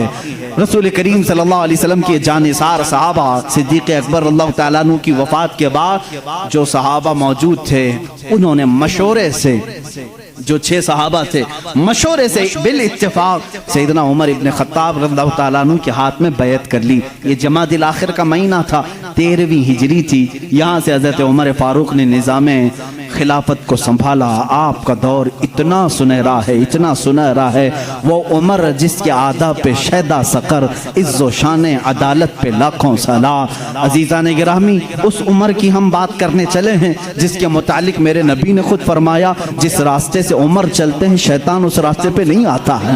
جہاں تک عمر کی خوشبو جاتی ہے شیطان اس سے دور بھاگتا ہے۔ لو کان بعدی نبیا لکان عمر بن خطاب۔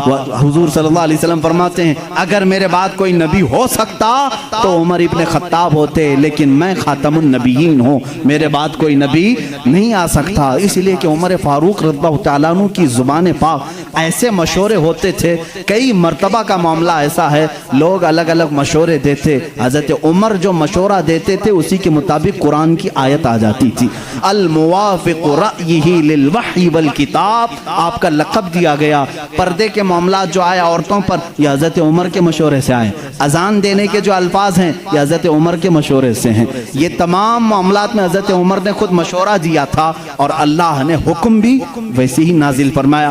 اور حدیث میں یہ ملتا ہے کہ عمر کی زبان پر اللہ کے کلمے ہوتے ہیں، اللہ رب العزت کی جو صداقت ہے، جو حقانیت ہے، وہ حضرت عمر فاروق کی زبان پر قائم ہوتی۔ سیدنا عمر فاروق رضی اللہ تعالیٰ عنہ نے 10 سال خلافت کے اس نظام کو سنبھالا۔ کتنے؟ 10 سال۔ لیکن آپ کا نظام ایسا تھا، آج پوری دنیا میں لاکھوں عمر ہوں گے، لیکن صرف اگر آپ عمر کہو گے تو ذہن پہلے عمر ابن خطاب کی طرف جائے گا۔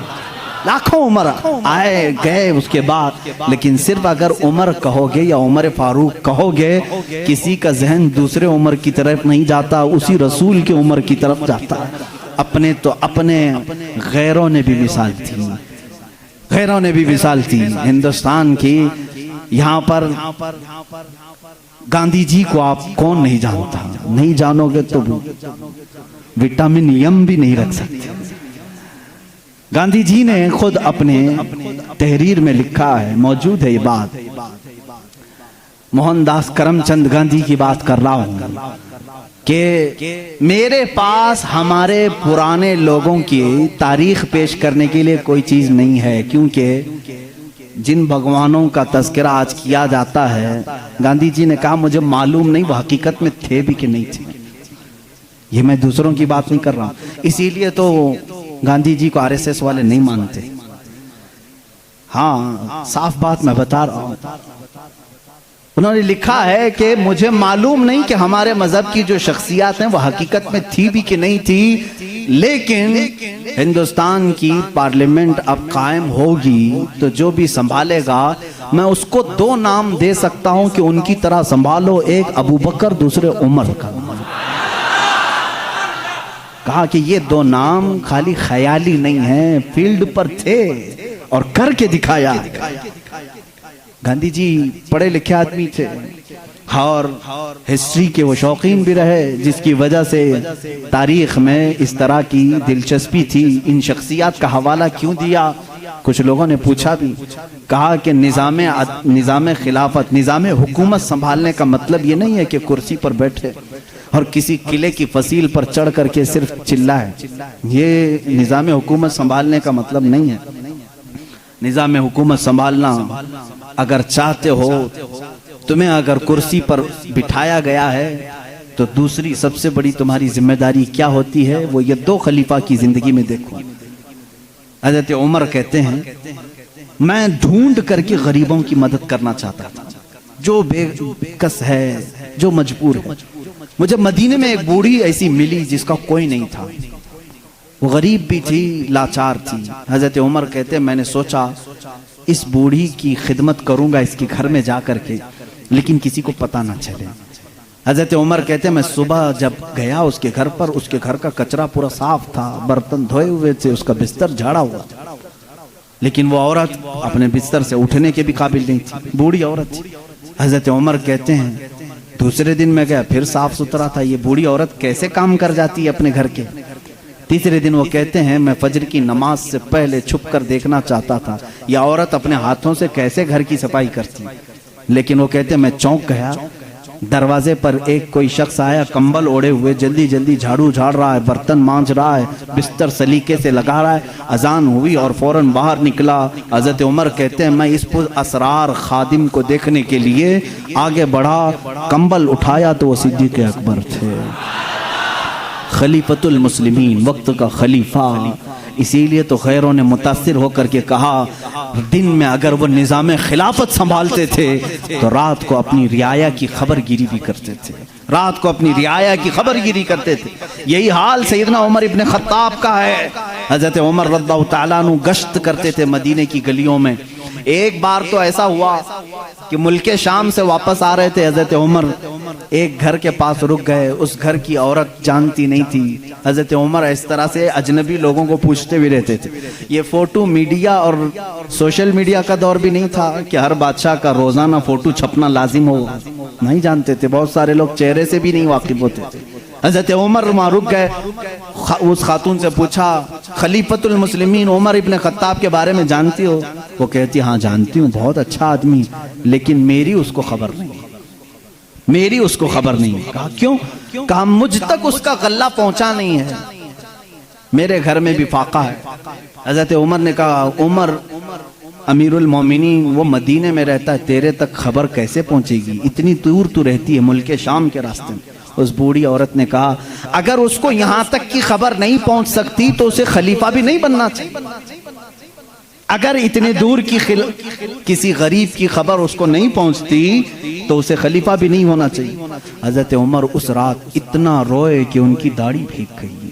سچ کہا اس خاتون نے، گئے بازار سے سامان خرید کر اپنے کندھے پر اٹھا لائے اور اس عورت کے گھر پہنچایا۔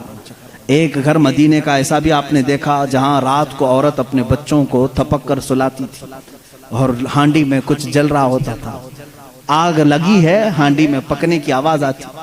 حضرت عمر دیکھ رہے تھے، آواز سن رہے تھے، بچوں کو ماں کہہ رہے سو جاؤ سو جاؤ، بچے کہہ رہے ماں تو روزانہ یہی بول کے سلاتی ہے، 2 دن سے پک رہا ہے، کب پکتا ہے؟ ہم رات کو بھوکے سو جاتے۔ حضرت عمر دستک دیتے ہیں، اس گھر والی سے پوچھتے ہیں کیا معاملہ ہے؟ کہا گھر میں کچھ بھی نہیں۔ پھر یہ ہانڈی میں کیا ہے؟ کہا پانی اور پتھر رکھی ہوں بچوں کو بہلانے کے لیے کہ اسی آس میں سو جائیں گے۔ حضرت عمر رضی اللہ تعالیٰ عنہ فرماتے ہیں مجھے اس کی خبر نہیں ہوئی، بیت المال میں گئے، پورا تھیلا اٹھایا آٹم کا، اناج کا، اپنے کندھے پر لے کر نکلے۔ ان کے غلام نے کہا یہ ہمیں دے دیں، ہم لے کر چلتے ہیں۔ سختی سے کہا قیامت کے دن کیا تو میرے اعمال کا بوجھ اٹھا پائے گا؟ مجھے اٹھانے دے۔ لے کر کیا ہے، نقاب باندھے ہوئے تھے اپنے چہرے پر۔ اس خاتون سے کہا میں روٹیاں پکاتا ہوں۔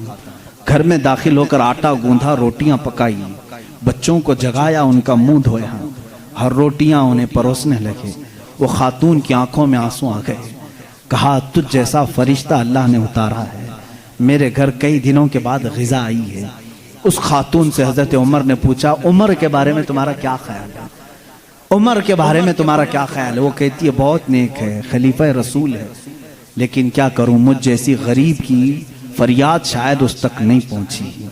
اگر میرے بچے بھوکے مر گئے تو میں قیامت کے دن یہ شکایت ضرور کروں گی۔ حضرت عمر ہچکیاں لگ گئیں، زور سے ہچکیاں آ گئیں حضرت عمر کو۔ وہ خاتون کہنے لگی میرے بھائی تجھے کیوں اس بات کا خوف ہے؟ تجھے کیوں اس بات کا ڈر ہے؟ تو کیوں رو رہا ہے؟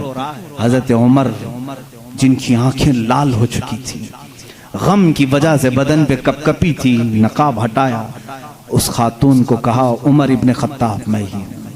وہ خاتون مچل گئی اور کہا اے رب ذوالجلال تو گواہ ہو جا، میں عمر کی یہاں پر بھی گواہی دیتا ہوں اور قیامت کے دن بھی گواہی دوں گی کہ اگر کسی غریب کی خبر گیری کوئی کر سکتا ہے تو وہ عمر ابن خطاب ہے۔ 1 سال پورے مدینے میں قحط آ گیا، وہ پورے سال تک حضرت عمر فاروق نے سالن نہیں کھایا، سالن نہیں کھایا، روٹی کو پانی میں بھگوتے تھے کھاتے تھے۔ لوگ کہتے تھے آپ کیوں نہیں کھا رہے ہیں، آپ خلیفہ ہیں؟ کہتے تھے قحط کا دور ہے، پتہ نہیں کون بھوکا ہے اور کون کھایا ہے، میں اس وقت تک نرم نہیں کھاؤں گا جب تک میری پوری رعایا خوشحال نہ ہو جائے۔ حضرت عمر کا یہ نظام تھا، جس کے بعد حالات ایسے ہو گئے، صرف 2.5 سال کے بعد، صرف 2.5 سال کی خلافت کے بعد مدینے کے حالات یہ تھے میرے عزیزو، مدینے والے اپنی زکوٰۃ لے کر باہر آتے تھے، لینے والا کوئی نہیں تھا، زکوٰۃ لینے والا کوئی نہیں، سب زکوٰۃ دینے والے تھے۔ سیدنا عمر ابن خطاب رضی اللہ تعالیٰ عنہ نے اتنا کیپیبل کر دیا تھا، حضرت معاذ بن جبل یمن سے وہاں کا مال غنیمت مدینے میں بھیجتے ہیں حضرت عمر کے پاس کہ مدینے کے غربا اور مساکین میں یہ بانٹ دیں، بہت مال آیا تھا۔ حضرت عمر نے وہ زکوٰۃ کے مال کو حضرت معاذ بن جبل پر یہ کہہ کر کے واپس کر دیا مدینے میں اب کوئی فقیر نہیں رہ گیا، سب زکوٰۃ نکالتے ہیں، اس کا کوئی مستحق نہیں، یمن میں ہی بانٹ دو۔ حضرت معاذ نے پھر دوبارہ بھیجا کہ یمن میں بھی کوئی فقیر باقی نہیں ہے، جو تھے ان کو بانٹنے کے بعد یہ بھیجا گیا ہے۔ حضرت عمر نے وہ مال دور کے کسی ملک بھیجا جہاں فقراء و مساکین تھے۔ یہ نظام عدل اگر کوئی قائم کر سکتا ہے تو وہ عمر ابن خطاب ہے۔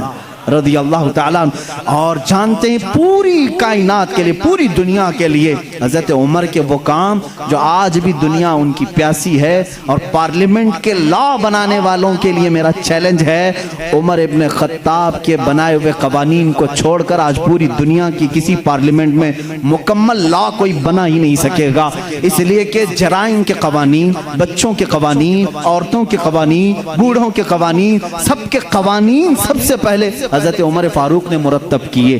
اور جانتے ہیں یہ لے آؤٹ بنانے والا سسٹم، ڈیولپ کرنے والا سسٹم، سٹی بنانے کا پلان سیدنا عمر فاروق کا دیا ہوا ہے۔ سب سے پہلے بصرہ اور کوفہ آپ نے بنایا تھا، یعنی ماسٹر پلاننگ کے ساتھ سٹی بنائی گئی۔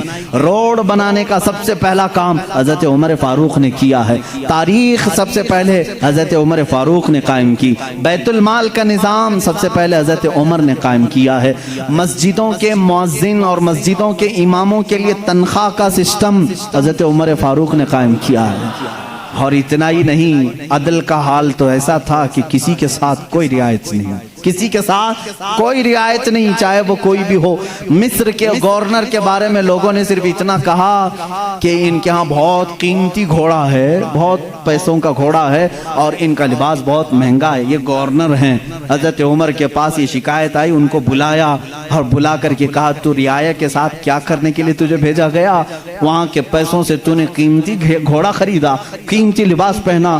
وہ ان کی گورنری کو معزول کر کے 100 بکریاں خرید کر کے ان کو دیا کہ اب زندگی بھر یہ بکریاں تو چرائے گا۔ بکریاں چرانے پر گورنر کو رکھ دیا۔ یہ ان کے معاملات میں پھر کوئی کچھ نہیں کہہ سکتا تھا۔ بڑے بڑے صحابہ، حضرت سعد ابن ابی وقاص کو معزول کر دیا تھا۔ خالد بن ولید رضی اللہ تعالیٰ عنہ، جن کو سیف اللہ کہا جاتا ہے، جس جہاد میں بھی وہ جاتے تھے فتح ہونا لازمی ہو جاتا تھا، یہ تو سب کو معلوم ہے۔ حضرت خالد بن ولید اپنی زندگی میں اتنی جنگیں کی ہیں، کوئی جنگ میں شکست نہیں ہوئی۔ ان کا یہ فخر تھا، جب جہالت میں تھے نا، اسلام نہیں لائے تھے، وہ جنگ احد کے سپہ سالار بن کے آئے تھے، اس میں بھی ان کو ہی فتح ملی تھی۔ کہتے کفر کی حالت میں بھی اللہ نے فتح ہی دی تھی، اسلام میں آئے تب بھی اللہ نے فتح ہی لکھی تھی۔ حضرت خالد بن ولید ایک ایسے جرنیل کا نام ہے جس کا نام قیامت تک قائم رہے گا، لیکن حضرت عمر فاروق رضی اللہ تعالیٰ عنہ نے سپہ سالاری سے ان کو معزول کر دیا تھا۔ سسپینڈ کرنا معمولی بات نہیں، لیکن حضرت عمر کیوں کرتے تھے جانتے ہیں؟ بعض لوگ اس کو نکتہ چینی کرتے ہیں، حضرت عمر اس کو ہٹائے اس کو ہٹائے۔ حضرت عمر فاروق رضی اللہ تعالیٰ عنہ کے پاس کچھ لوگ سفارش لے کر کے آئے، خالد بن ولید کے بغیر جہاد کا میدان کیسے ہوگا؟ ان کو آپ نے معزول کیا۔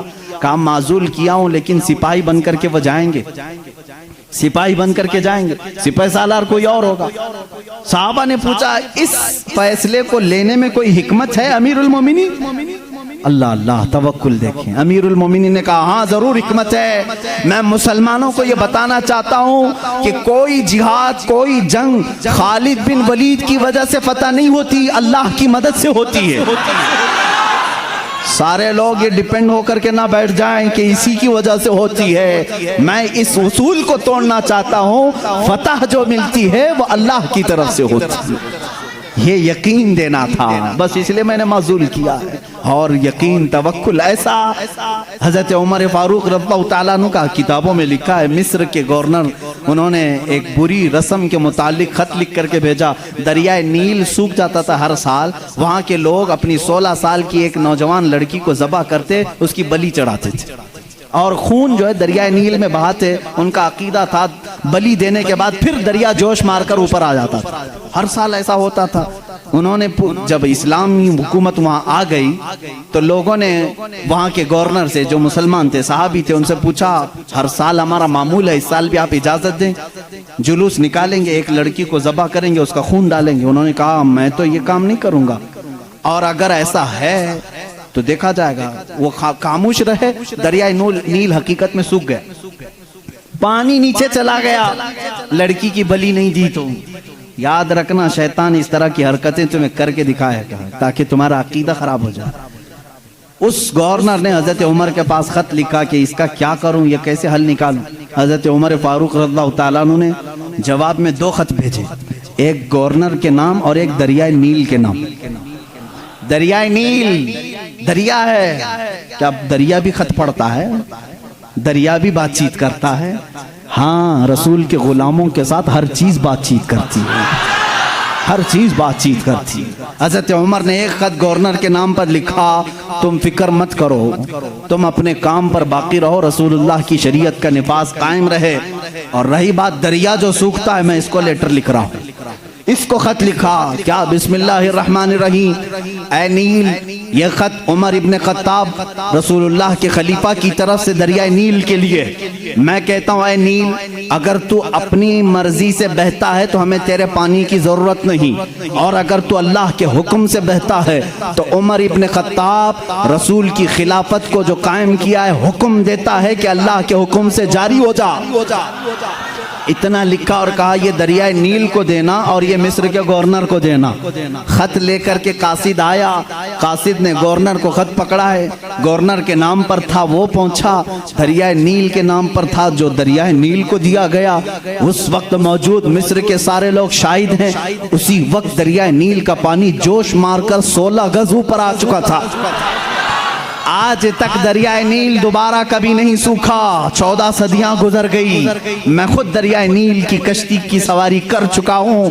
مصر میں 5 سال تک قاہرہ میں پانی برستا نہیں، بارش نہیں آتی، 5 سال، تقریباً 4 سال تک رہے، ایک دن بھی بارش نہیں دیکھی، 5 سال تک بارش نہیں آتی، لیکن دریائے نیل میں جاؤ تو لبالب بھرا رہتا ہے، ایسا لگتا ہے کہ خط کا اثر آج بھی باقی ہے۔ رسول اللہ کے غلاموں کی حکومت ہر شے پر قائم ہے، ہر شے پر قائم ہے۔ اللہ کے نبی صلی اللہ علیہ وسلم کے ان خلفاء نے پوری دنیا پر حکومت کی، کیوں نہ حکومت کریں؟ اس لیے کہ یہ تابع تھے اللہ اس کے رسول کے، تو اللہ نے یہ وعدہ کیا ہے، ان تنصروا اللہ ینصرکم، اگر تم اللہ کے دین کی مدد میں لگے رہو، اللہ پوری کائنات کو تمہاری مدد میں لگا دے گا، تمہاری مدد میں لگا دے گا۔ وہ صحابہ کیسے تھے جو میڈیٹرین سی آج بھی موجود ہے، بحر متوسط، عرب سے یورپ میں جانا تھا، کچھ صحابہ کرام وہ بھی ہیں جنہوں نے ایک دریا کے پاس آ کر گھوڑے روک لیے، دریا سامنے سمندر ہے، ادھر کے کنٹری میں جانا ہے، کشتیاں کسی کے پاس نہیں، جو جرنیل صحابی تھے، سپہ سالار، سبوں نے کہا کیا کریں، یہاں دریا کشتی کوئی نہیں لایا، ہم واپس چلیں، دوسرا کوئی راستہ دیکھیں۔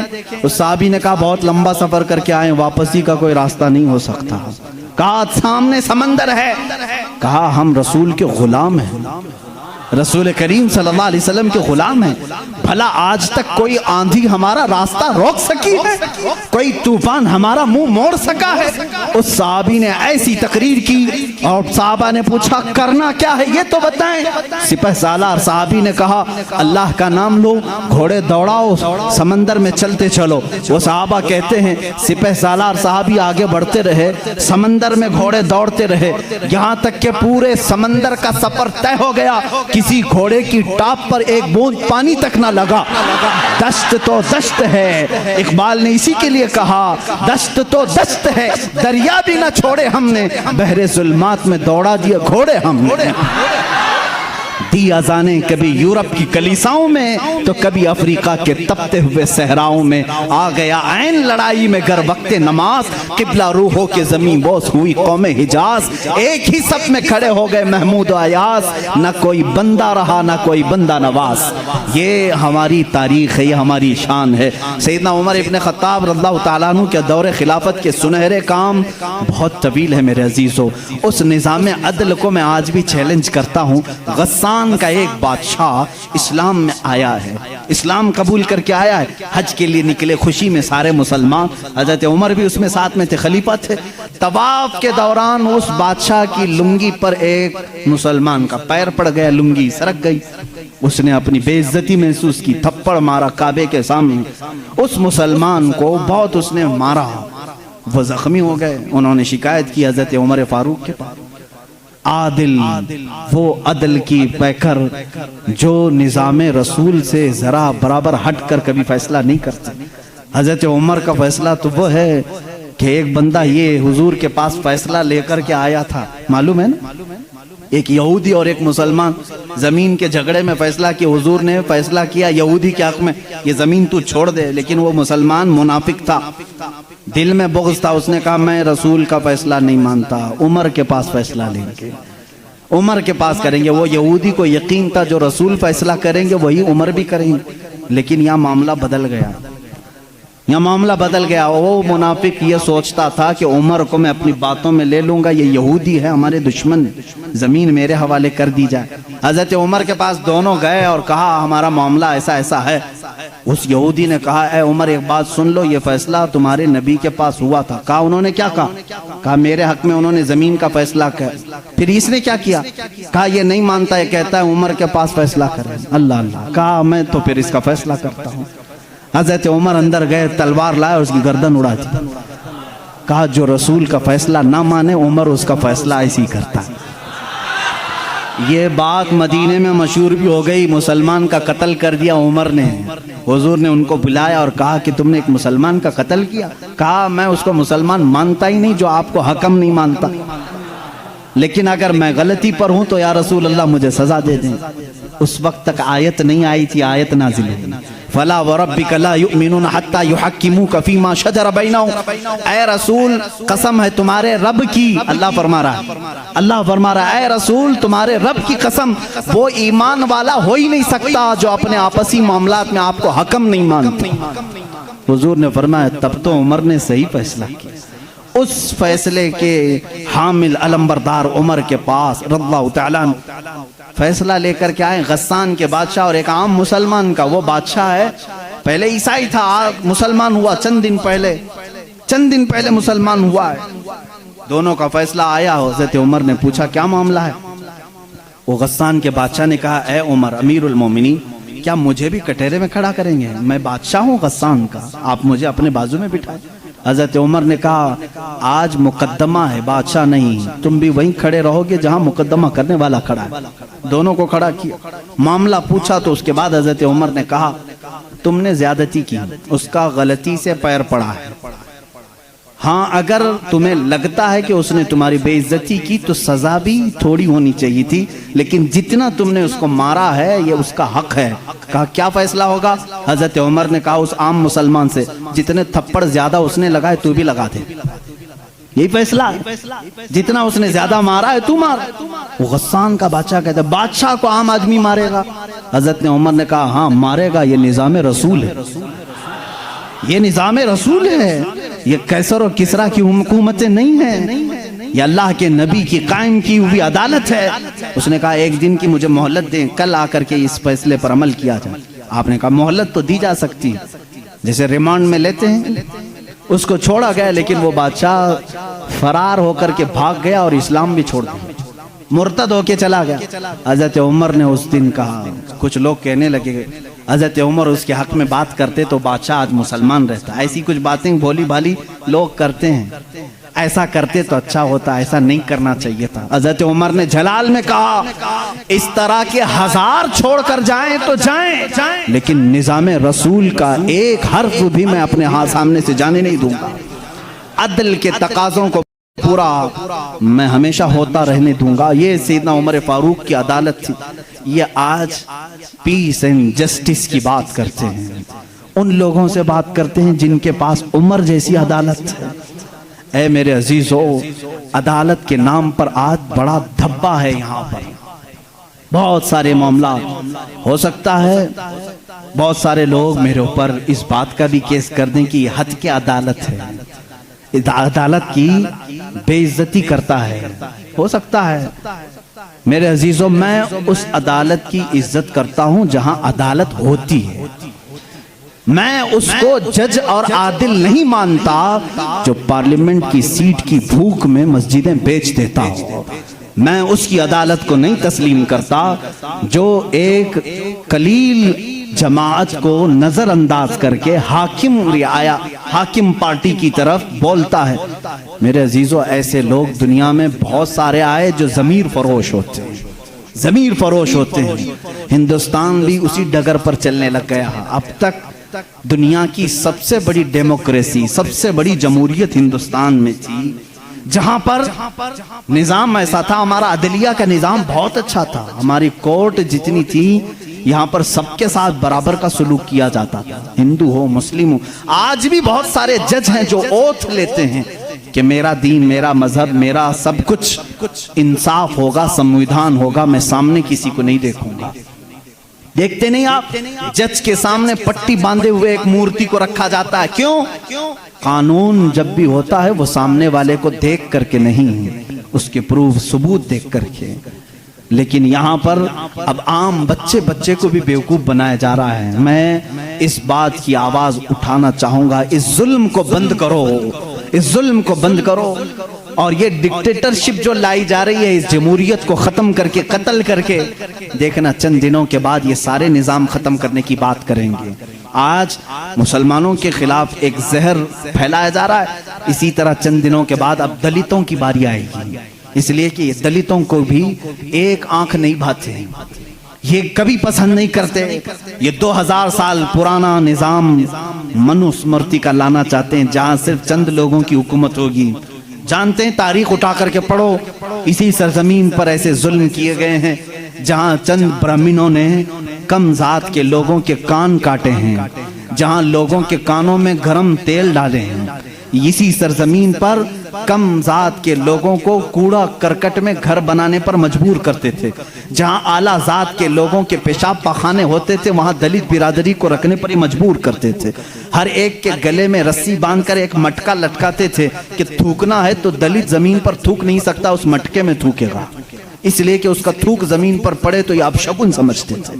اس پورے نظام کو، یہاں پہلے ہندوستان میں یہ ساری چیزیں چلی ہیں، کاسٹزم، ذات برادری، اونچ نیچ کے معاملات چلتے رہے، لیکن میں سمجھتا ہوں کہ ہندوستان کو جب آزادی ملی، بھارت کو جو آزادی ملی 1947 کے بعد، سبوں نے مل کر کے ایک سمویدھان بنایا تھا، عدل و انصاف کا سب لوگوں نے حلف اٹھایا تھا، اس میں سب کا حصہ برابر کا ہوگا، سب لوگوں نے قربانی دی ہے، سب کے لیے نظام یکساں ہوگا، برابر ہوگا، اور سب کی دین کا، سب کے ریلیجین کا مان سمان کیا جائے گا۔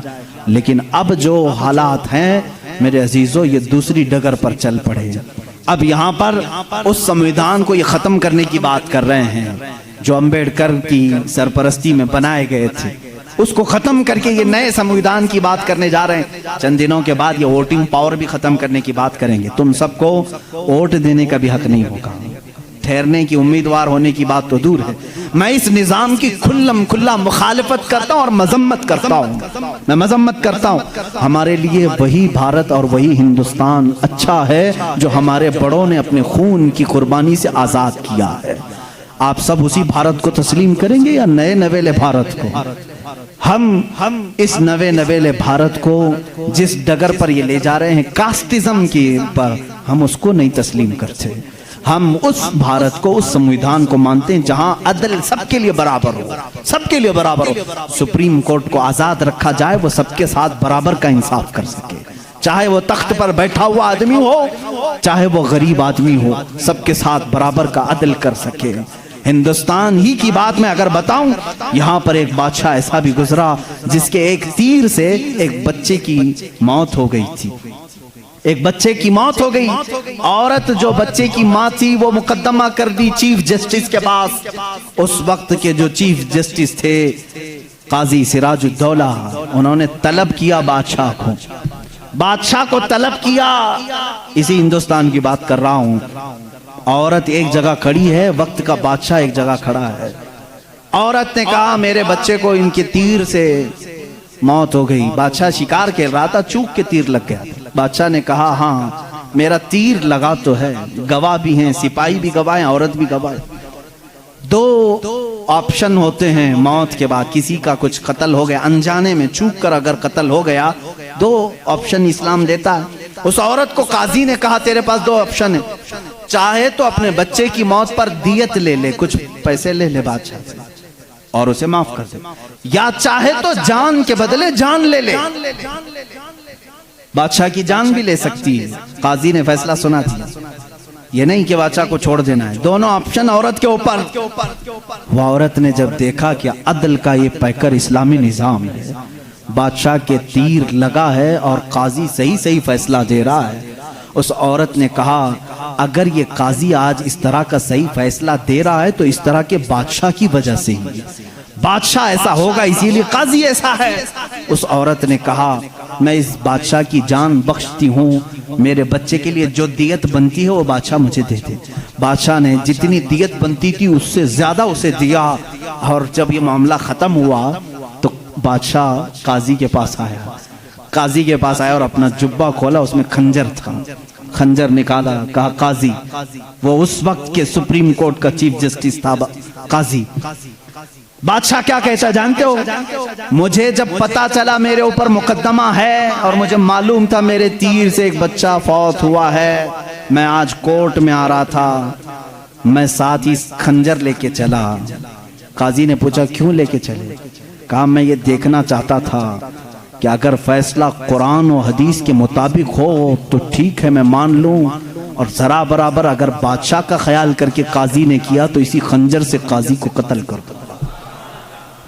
بادشاہ نے یہ کہا، قاضی مسکرایا اور اپنے گدے سے اٹھ گیا اور چادر ہٹائی، نیچے بہت بڑا کوڑا تھا۔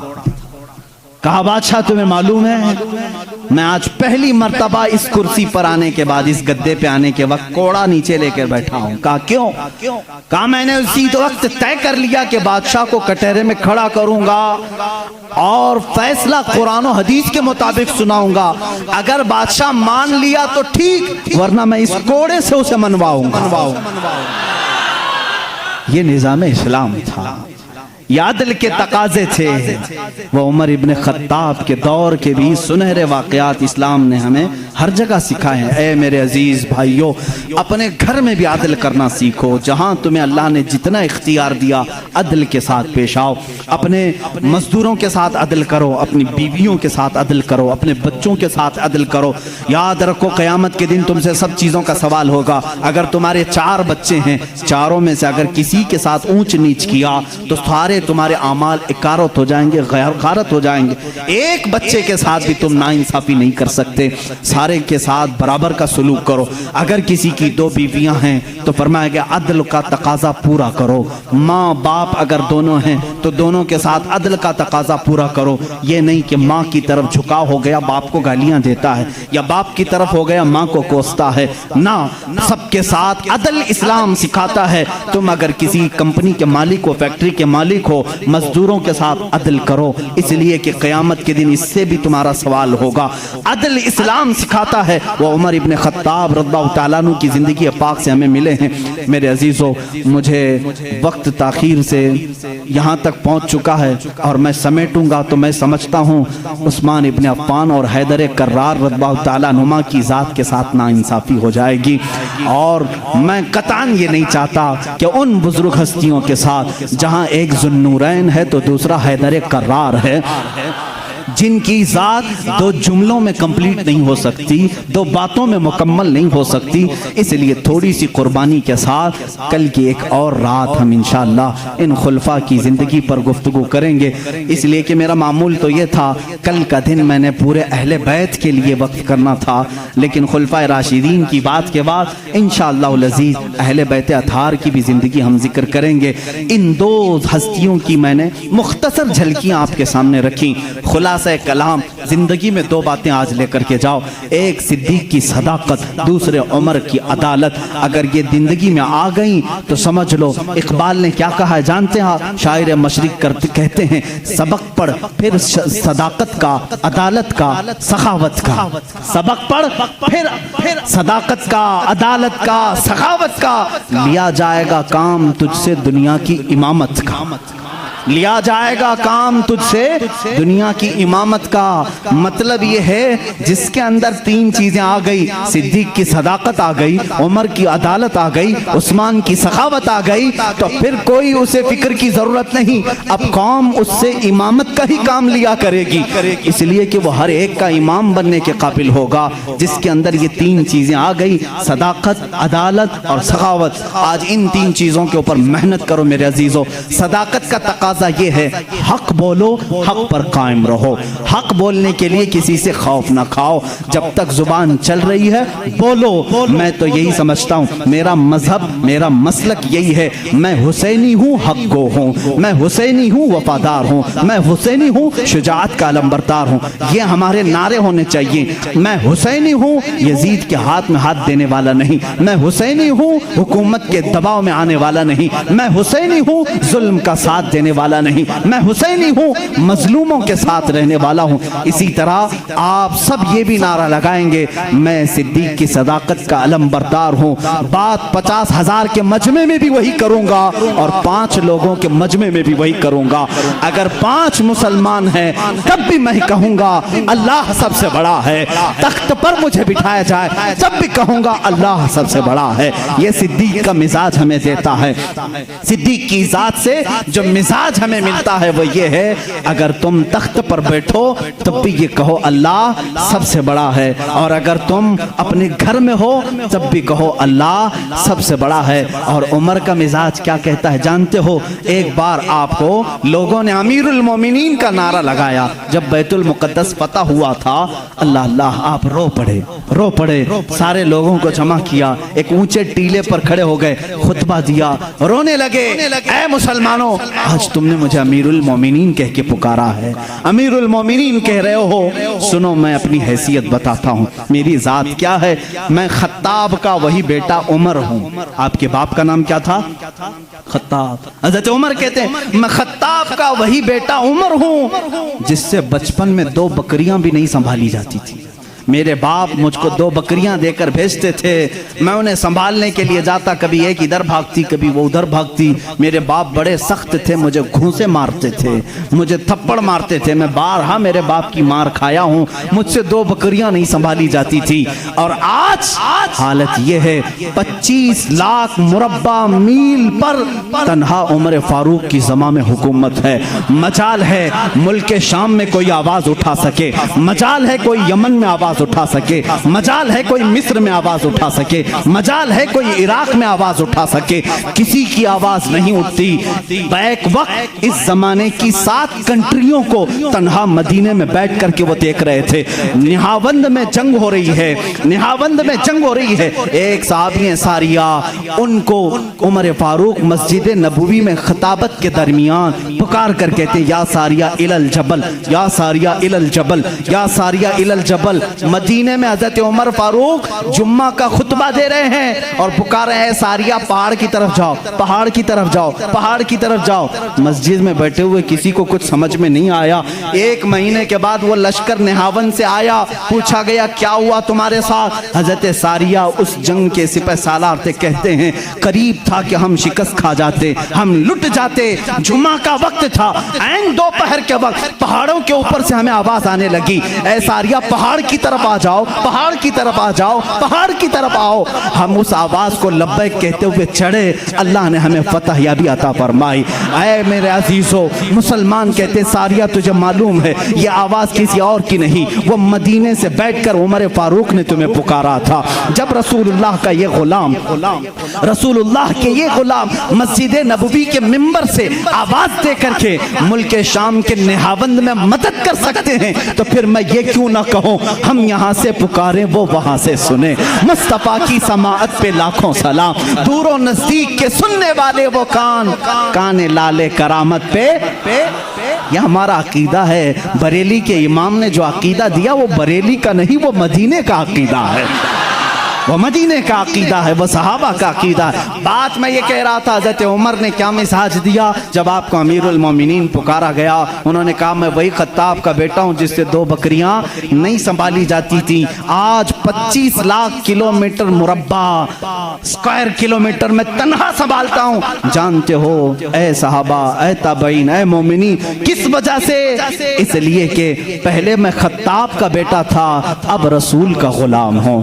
جب سے میری نسبت رسول اللہ سے ہے، ہر چیز اللہ نے میرے زیر نگین کی ہے۔ جب تک بکے نہ تھے تو کوئی پوچھتا نہ تھا، یا رسول اللہ تم نے خرید کر ہمیں صحابہ کا جو عقیدہ تھا، اے مسلمانوں تم بھی وہی پکارو۔ آج میں بھی ببنگ دہل یہ کہتا ہوں، میرا نام کیا ہے، میری ذات کیا ہے، مجھے کون جانتا ہے؟ آج اگر اتنا سارا مجمع مجھے سنتا ہے تو صرف اس لیے کہ میری نسبت حدیث رسول سے ہے، رسول کریم صلی اللہ علیہ وسلم کی شریعت سے ہے۔ میں نبی کی بات کرتا ہوں، میرا مجمع سنتا ہے۔ ہاں اگر نبی کی ذات کو چھوڑو تو پھر کوئی تمہارا نہیں، ان سے پھرے جہاں پھرا پھرائی کمی وقار میں۔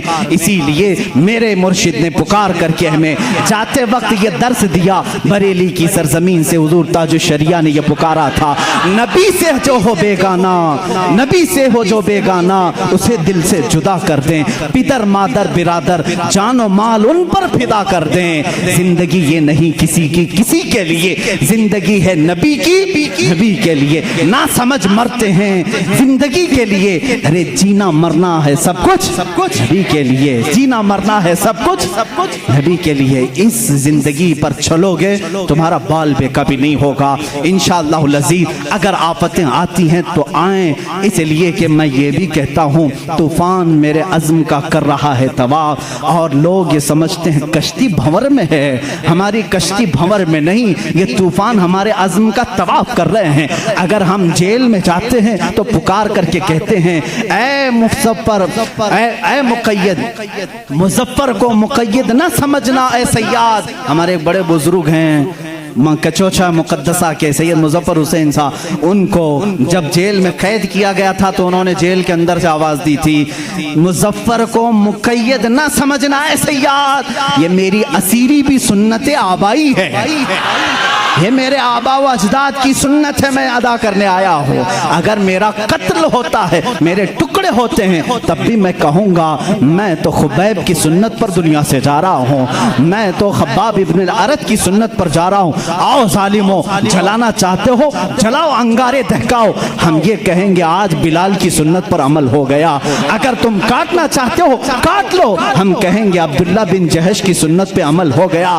اگر تم ہمیں اتارنا چاہتے ہو اتارو، اس لیے کہ ہمیں تو معلوم ہے عمر ابن خطاب جیسے عادل حکمران کو بھی مسجد نبوی شریف میں خنجر مار کر کے قتل کیا گیا تھا۔ آپ جب نماز کی حالت میں تھے فجر میں، ظالم نے خنجر مارا اور ایک رکعت آپ پڑھا چکے تھے، وہ شہید ہوئے۔ 26 ذی الحجہ کو آپ کو خنجر مارا گیا تھا، 1 محرم کو آپ کی شہادت ہوئی۔ اس لیے مسلمانوں ہم موت سے ڈرتے ہیں؟ موت سے نہیں ڈرتے۔ میں صرف یہی جذبہ بیدار کرنا چاہتا ہوں، جس کے پاس صدیق کی سیرت ہوگی، عمر کی سیرت ہوگی، عثمان و حیدر رضوان اللہ علیہ مجمعین کی سیرت ہوگی، وہ بے خطر کود پڑے گا آتش نمرود میں۔ عشق عقل بھی محو تماشائے لب بام ہے ابھی، اس لیے ہم کہتے ہیں آج بھی جو ہو ابراہیم سا ایمان پیدا، آگ کر سکتی ہے انداز گلستان پیدا۔ اب آخری یہ میرا میسج ہے، اٹھو قوت عشق سے ہر پست کو بالا کر دو، قوت عشق سے ہر پست کو بالا کر دو، دہر میں نام محمد سے اجالا کر دو، کی محمد سے وفا تو نے تو ہم تیرے ہیں، یہ جہاں چیز ہے کیا لوح قلم تیرے ہیں، نہیں تیرا نشیمن قصر سلطانی کے گنبد پر ہے مسلمان، تو شاہین ہے بسیرا کر پہاڑوں کی چٹانوں پر۔ وآخر دعوانا الحمدللہ رب۔ وہ عمر جس کے آداب پہ شیدا سقر، اس خدا دوست حضرت پہ لاکھوں سلام۔ ترجمان نبی ہم زبان نبی، ترجمان نبی ہم زبان، جان شان عدالت پہ لاکھوں سلام، مصطفیٰ جان رحمت پہ لاکھوں